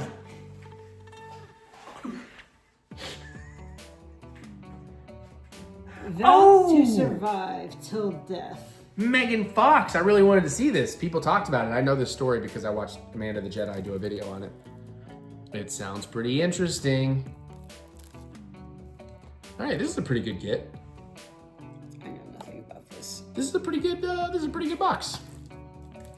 Survival But for my birthday month is the best revenge. Emma, Megan Fox, is stuck in a stale marriage to Mark and is surprised when he whisks her away to their secluded lake house for a romantic evening on their 10th anniversary. But everything changes the next morning when she finds herself handcuffed to Mark's dead body. Trapped and isolated in the dead of winter, Emma learns that this is only the beginning of Mark's twisted plan, and to survive, she must fight the hired killers coming to finish her off. Wait, I gotta be one-handed because I'm handcuffed. Okay. Most of them, I think, well, maybe not most of the movie, but a lot of movies, she's like handcuffed in bed. I watched the video where they literally, I don't remember it. Okay. But they broke down the whole story, so. Okay. Don't see any special features. 88 minutes, 2021. Okay. Yeah, I look forward to that one. This is not my favorite birthday box, by the way. There's some good stuff in here, but they have not blown me out of the water for my birthday. Unless this is a fucking long shot. No, it would not be this, but I was like, and this is a Blu-ray copy of This Is Gwar, the Gwar documentary. It's not gonna be that. That wouldn't be a horror pack exclusive. You wanna... Oh my God, it's This Is Gwar! No, I'm just fucking with you. Cruel Summer. Cover art's interesting enough. Let's see what the back tells me. Oh my God, Mary, it's a back that looks like a properly designed back. I'll take that as a birthday present. Also, I'm getting Farmer Vincent's fritters. Takes all kinds of critters. So there's the front. It's a cruel, cruel summer. But look at that. Look at that. A right proper back design. Yeah, everything's even in focus. Yeah, stylized. Oh, it's better printing. They did get better at printing. That name reminds me of something. Revel in the glory that is throwback horror, says... Incredibly tiny print. Zombies and toys. If you're zombies and you got zombies and your toys are talking, you better get out of the house. From director Scott Tepperman, that name rings bells, comes a new tale of slasher terror. A group of college students plan one final pre-graduation party at a secluded lake house for the ultimate 80s murder mystery weekend. Unaware that a masked psycho has just decided to join the celebration. Excuse me. Killer twists and turns surround every corner, and so does the crazed madman. Will anyone survive the slaughter, or is this going to become a truly Cruel, cruel summer. A not so cruel summer featurette. Favorite slashers. Commentary, behind the scenes, trailers, and more. We got a bunch of festival awards. Oh shit. Oh no, that's a different. Oh wait, no, yeah. Oh, what? Oh, they were official. Would you like to share with the class? They were, man, let me get your face on while I tell you this. Mary, they were an official selection of the Scarefest Horror and Paranormal Film Festival and Convention in 2021. That is the full title of our Scarefest. They now kind of go by Scarefest. There used to be Scarefest, and then we were the Scarefest, but now they're Scarefest, but in 2021. So they were an official selection of our film festival. Official selection. Yeah, none of those make any difference. Scott Tepperman. Let's see if I know any of these folks. Because sometimes in these movies, I'm actually friends with some of these people. But Scott Tepperman is Gunner. I bet that's Scott Tepperman. See, it's widescreen, 78 minutes. A nice little 78 minutes and not rated. But yeah, this guy, it makes me think of a young Farmer Vincent. So that's probably the director, is my guess. That sounds fun, though. The murder mystery, 80s themed murder mystery that turns into a real murder mystery. 78 minutes, woefully short. Not woefully short, mercifully short.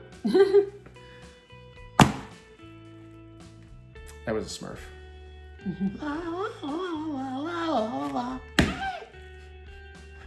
All right, there's our final horror pack unboxing, although I had that thought about maybe I should resubscribe to this. This could be a deal for me now.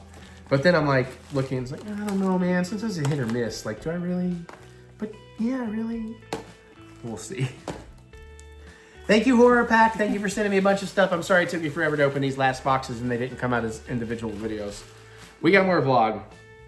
After these messages that I don't put ads or messages, we'll be right back. Well, what are we doing? Star Wars!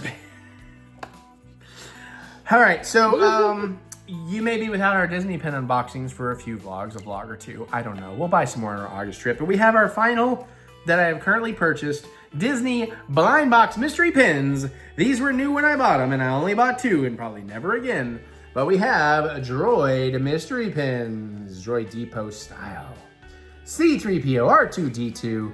I'm gonna have to look at a box because I can't see how we're focusing. And take your face out of it. There we go. Oh God, my eyes. R2-D2, C-3PO, BD-1, L337, BB-8, R7-A7, K2SO, and Chopper. Now, who the hell is R7-A7? Or is that RZ-A7? I think that's R7-A7. R7-A7. It's gorgeous looking, but I do not know that droid. Honestly, I'll be happy to have any of these. I really would love Chopper, L337, and then K2SO. That's my order. Oh, no BD-1? Well, BD-1 would be number 4. It's just the sassy droids I was putting up top. We get 2 blind boxes a piece, or 2 pins a piece. Hopefully they don't get duplicates. If we do, I will trade them. Hard to tell from feeling them because they all have square borders. It looks like BD-1 is the only one that'll have text running off the square, so I don't think I have a BD-1 unless the image is exaggerated. Here, you got a BB-8. Hey, I love me some BB-8 too. Yeah, BB-8's adorable. Yeah. He's like a tiny kitty buddy. I like that one. It's not the prettiest, but it's cool. Yeah. I like the style on that, actually. The droids really do pop out more than they look like on the box. Yeah, well, the images are so freaking tiny, how can you tell? What? So the images are so tiny. Oh, the images are so fucking tiny, how can you tell? Okay. And then I get... Hey! I don't want to be here. What do you mean I don't get a cut of the royalties? I'm Alan frickin' Tudyk. I got a K2SO, baby! I'm gonna call him Gary. I feel like he could use a slightly lighter background just to make his black pop more. That's true. That is very true. But I'm gonna call him Gary. Yes, I get it. Cool. I like that. I got K2 and we got BB-8. Okay, well, we got R7-A7. It actually looks a little cool in the poster because it looks more purple and neon green than the actual pin. But still, I don't know why I don't know this droid, and it's going to drive me crazy. It might be a Batu exclusive droid or something that somehow I don't understand. I don't know. And then last but not least, because these will be gone by the time it's time for me to go back and try and get any more, maybe, we've got... Yay! I pulled 2 out of 3 of what I really wanted. So we got Leet. Our girl, L337, the Millennium Falcon herself. She's Leet. Leet, she's elitist. Napoleon did not like that joke. That's actually cool. I love, why does she get such a cool background? Does everybody have a gray background or just 2 out of the 4 we got? BB-8's a very light gray. No, they have various color backgrounds. What are you looking up? Oh, who is R747? But look at that, man. I mean, I would have loved to have gotten Chopper. But outside of that, we did really good. We got K2SO, we got L337. Like, that's the perfect box for me. The sassiest droid's the better. BB-8 is awesome. He's not that sassy. R7A7, I don't know anything about, but it's cool that we got it. Mary's going to figure it out. He's Ahsoka Tano's astromech Oh. during the Clone Wars. Okay. Funny, I don't remember her ever owning a droid. Did you see what I did there? Mm-hmm. Did that make sense? Did that sell? It's one of those things I probably would get it since you told me, but A New Hope. And Ben Kenobi. Mm-hmm. Luke tells him, like, this droid, this R2 unit says he used to belong to you. And Obi-Wan's like, funny, I don't remember ever owning a droid. Even though he technically did, but it's arguable that he didn't own the droid. Hey, we got 4 different, we didn't fucking double up, and we got really cool ones. I'm excited. If these still exist when we go back in August, honestly, I'd buy some more. I kind of like these. These are pretty. But with that said and done, Mary's gonna mark this thing. We're almost done with this vlog. It's midnight. I've only got like 18 more videos to make tonight. Let's move on. Hey, we're making a vlog. Mary is losing it, understandably, because it is 12:07. We've done Dark and Stormies. Mary turned me on to Dark and Stormy. I love her. Those are amazing. They're basically just spiced rum and ginger beer, right? basically. Maybe lime juice? That was a good discussion. I don't use lime juice, but this recipe apparently does. Well, because I did not film it, I didn't feel like it, but my dad and I went to another rum tasting one day shy of a year later, by the way, Mary, because the day after it showed up, he didn't remember doing a rum tasting, but I reminded him. And then one day after, he got a Facebook memory about the rum tasting. Anyways, he really liked Jonah's Curse, by the way, and I'll come back to that. He said, if you like told me, if you like Jonah's Curse, you might like rye. I did a rye tasting at his house that I, in hindsight, should have filmed. It's fine. Sazerac, it's fine. This other one I can't remember the name of, pretty good. Angel's Envy, I quite liked. That said and done, we were at this rye rum tasting, and normally at the tastings over at Total Wine, they give out like savory snacks, crackers, cheese, that kind of stuff. This was all fruit and cakes and cookies. Like, I was on an empty stomach, but I had to have some pound cake. And I got a ring of pineapple, which I thought, okay, that makes sense because we're talking about rum. So with the various rums I tried, I'd eat a little pineapple. And after I had Jonah's Curse again, which, by the way, Dorley 14, I want to say, is the one that I bought this time, and it's very good. But after the Jonah's Curse, and I tied a little pineapple, I was like, oh, that's really good together. And I thought, is there such a thing as a Pineapple Dark and Stormy? And there is. So that's what we're going to make. So we've got Jonah's Curse rum. We've got fresh pineapple juice. I just bought this, put it in the fridge today. We got ginger beer, and I just fresh squeezed a lime. We're going to mix this all as a stirring drink. We're going to use a highball glass. I'm trying to run through this a little quickly for Mary's sake. Hi, Jay. I still have so much to do. That's 4 ice cubes. Let's go. 7 ice cubes. 7 ice cubes. Got a little measuring cup here. Then we want 2 ounces of, oh wait, hold on, there's an order to this. Fill it with glass, add the pineapple juice and lime juice. Fill it with glass. Yes, fill the ice with glass so you can have a Final Destination moment, thank you. We need 1 ounce of the pineapple juice and 1/2 ounce of the lime juice. I have to use this whole 6 ounce thing for 1 ounce, cool. That's right, that's what I bought it for. So we shook it up, we're gonna get 1 ounce of pineapple juice. I'm not really, I could double this up, I guess. How much alcohol? 4 ounces. If you double it? Yeah. And then 3 to 4, how long?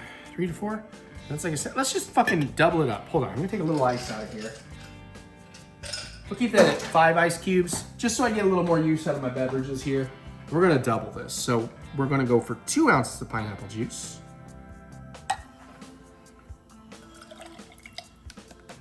Then we're gonna go for 1 ounce of lime juice because we're doubling. 1/2 ounce if you're keeping it single.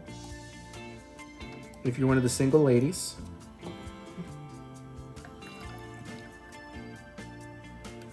Okay, and then after that, we're gonna pour in the ginger beer, leaving a couple of inches of room at the top. But since a single would be 3 to 4 ounces, and double would be 7 to 8, this is 7.5 full ounces, so I'm just gonna pour the whole thing in there. Tilt it so you don't.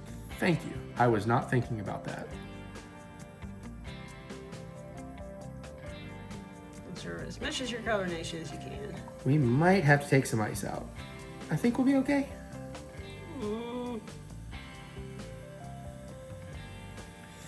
I don't think you've got 4 ounces there. No, you're looking for like, what's this, like 1 ounce or 2, an inch or 2? That is like 1 inch. It's more than 1 inch, girl. That's at least 1.5 inches. Let me get a spoon. We'll take some ice out. All these things have been pre-chilled. I'm gonna do this a little more better over here. Because we can always add ice back in.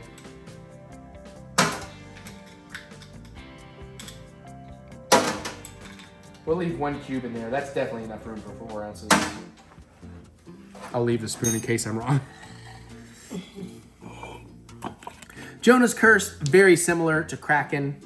Of course, Mary and I, it doesn't have a little pour spout. I gotta be careful here. Mary and I did blind taste test, or, shootout taste test, I should say, this stuff, I guess a year ago, somewhere around a year ago. And if I had poured that better, it would have had like a storm cloud vibe. I probably should have poured it off the back of a spoon or whatever. Yeah. But in the interest of helping Mary, not be up all night. Now it just looks like apple juice. Yeah, we can get a little bit of a... Not sure how well it's coming across on camera. Yeah, I did a little bit better on that pour. I am so glad we took ice out though, because Jesus Christ. I told you. Jesus Christ, if I hadn't taken any ice out, any arse out, I'm getting a disposable straw for this. What's going to look good? I got a green, I got a red. I don't think purple. Let's go red, sure. Boy. The ice is melting so fast. I know. We might put another one in after we get some. Well, nothing here other than the rum was, and then it says stir once you've made your presentation. You can also garnish with a lime wedge or a pineapple wedge. Or of course, always a tiny umbrella. Well, yeah, that seems appropriate. You think that's a pretty good stir? I still see a coloration difference, but. Yeah, that's kind of float a bit. Ooh. Oh, that smells good. It smells like ginger and spiced rum. I'm gonna suck kind of from the middle here.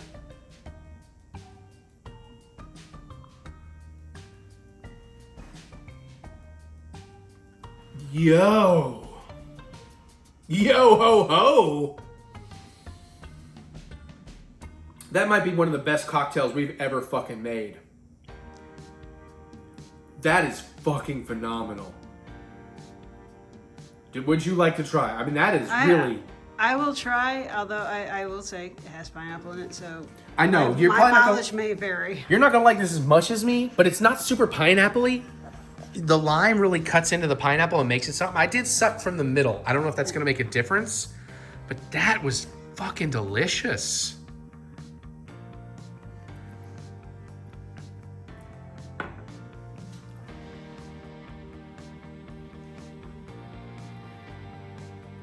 I'm not gonna say it's the best, but get that properly iced for me. And, It is a little warm. I agree.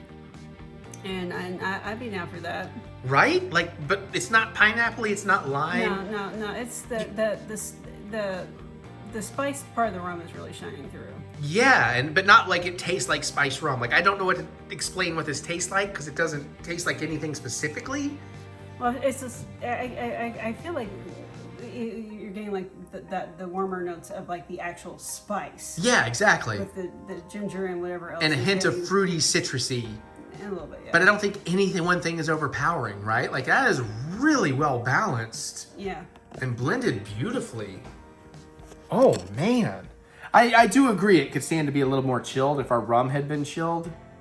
But oh my God, it's kind of like, it's like what a spiced rum soda would taste like if it was non-alcoholic spiced rum soda. Does that make sense? Kind of. But like, oh my God. Hey, your one little chunk of ice is almost gone. I know, but I'm making room to put a little more in there, but it doesn't completely taste like lime. It doesn't completely taste like pineapple. It doesn't completely taste like rum, but the spices do come through. It's like a citrus soda with like the spices of rum. It's like a, oh fuck. What's the, like allspice? Allspice. It's like an allspice citrus soda. Yeah? Yeah. Wow. That is my favorite cocktail we have ever made here. I gotta give that like a 5-star recipe, save it in the fucking books, because I would make that on the regular. I love a dark and stormy. Mary turned me on to it. This is it didn't need a vast improvement, but for me, this is a vast improvement.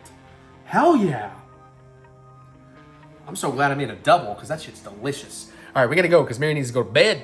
Bye. Right.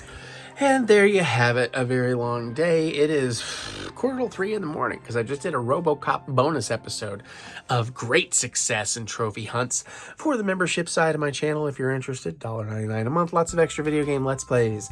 I'm also going to point out August 1st, before my next vlog, I'm going to put out an announcement video. I'm going to be changing some stuff on my channel next year. You might want to check that out.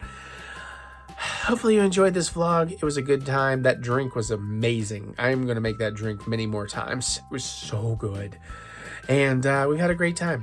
And next week we'll be back with a Disney vlog. I think I have 2 more from my May trip.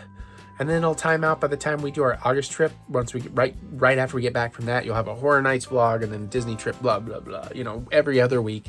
We got lots more amazing cooking to do, lots more amazing hot dogs. I'm very excited about that. Lots more movies to see, lots more unboxings to do, and we'll get better about some of this stuff too. But hopefully you enjoyed yourself. Comment below what's your favorite movie we talked about. Have you seen any? You got any suggestions for things? Suggestions for hot dog types you've not seen me make. The crazier the better. Let me know. You got a regional idea, something in your hometown, a restaurant even I should look into?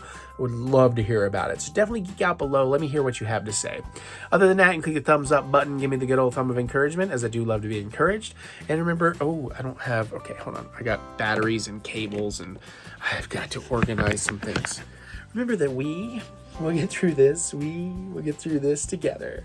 Check out my music. Anywhere you listen to music, look up EricButts. Try a couple of songs. Get excited for more stuff.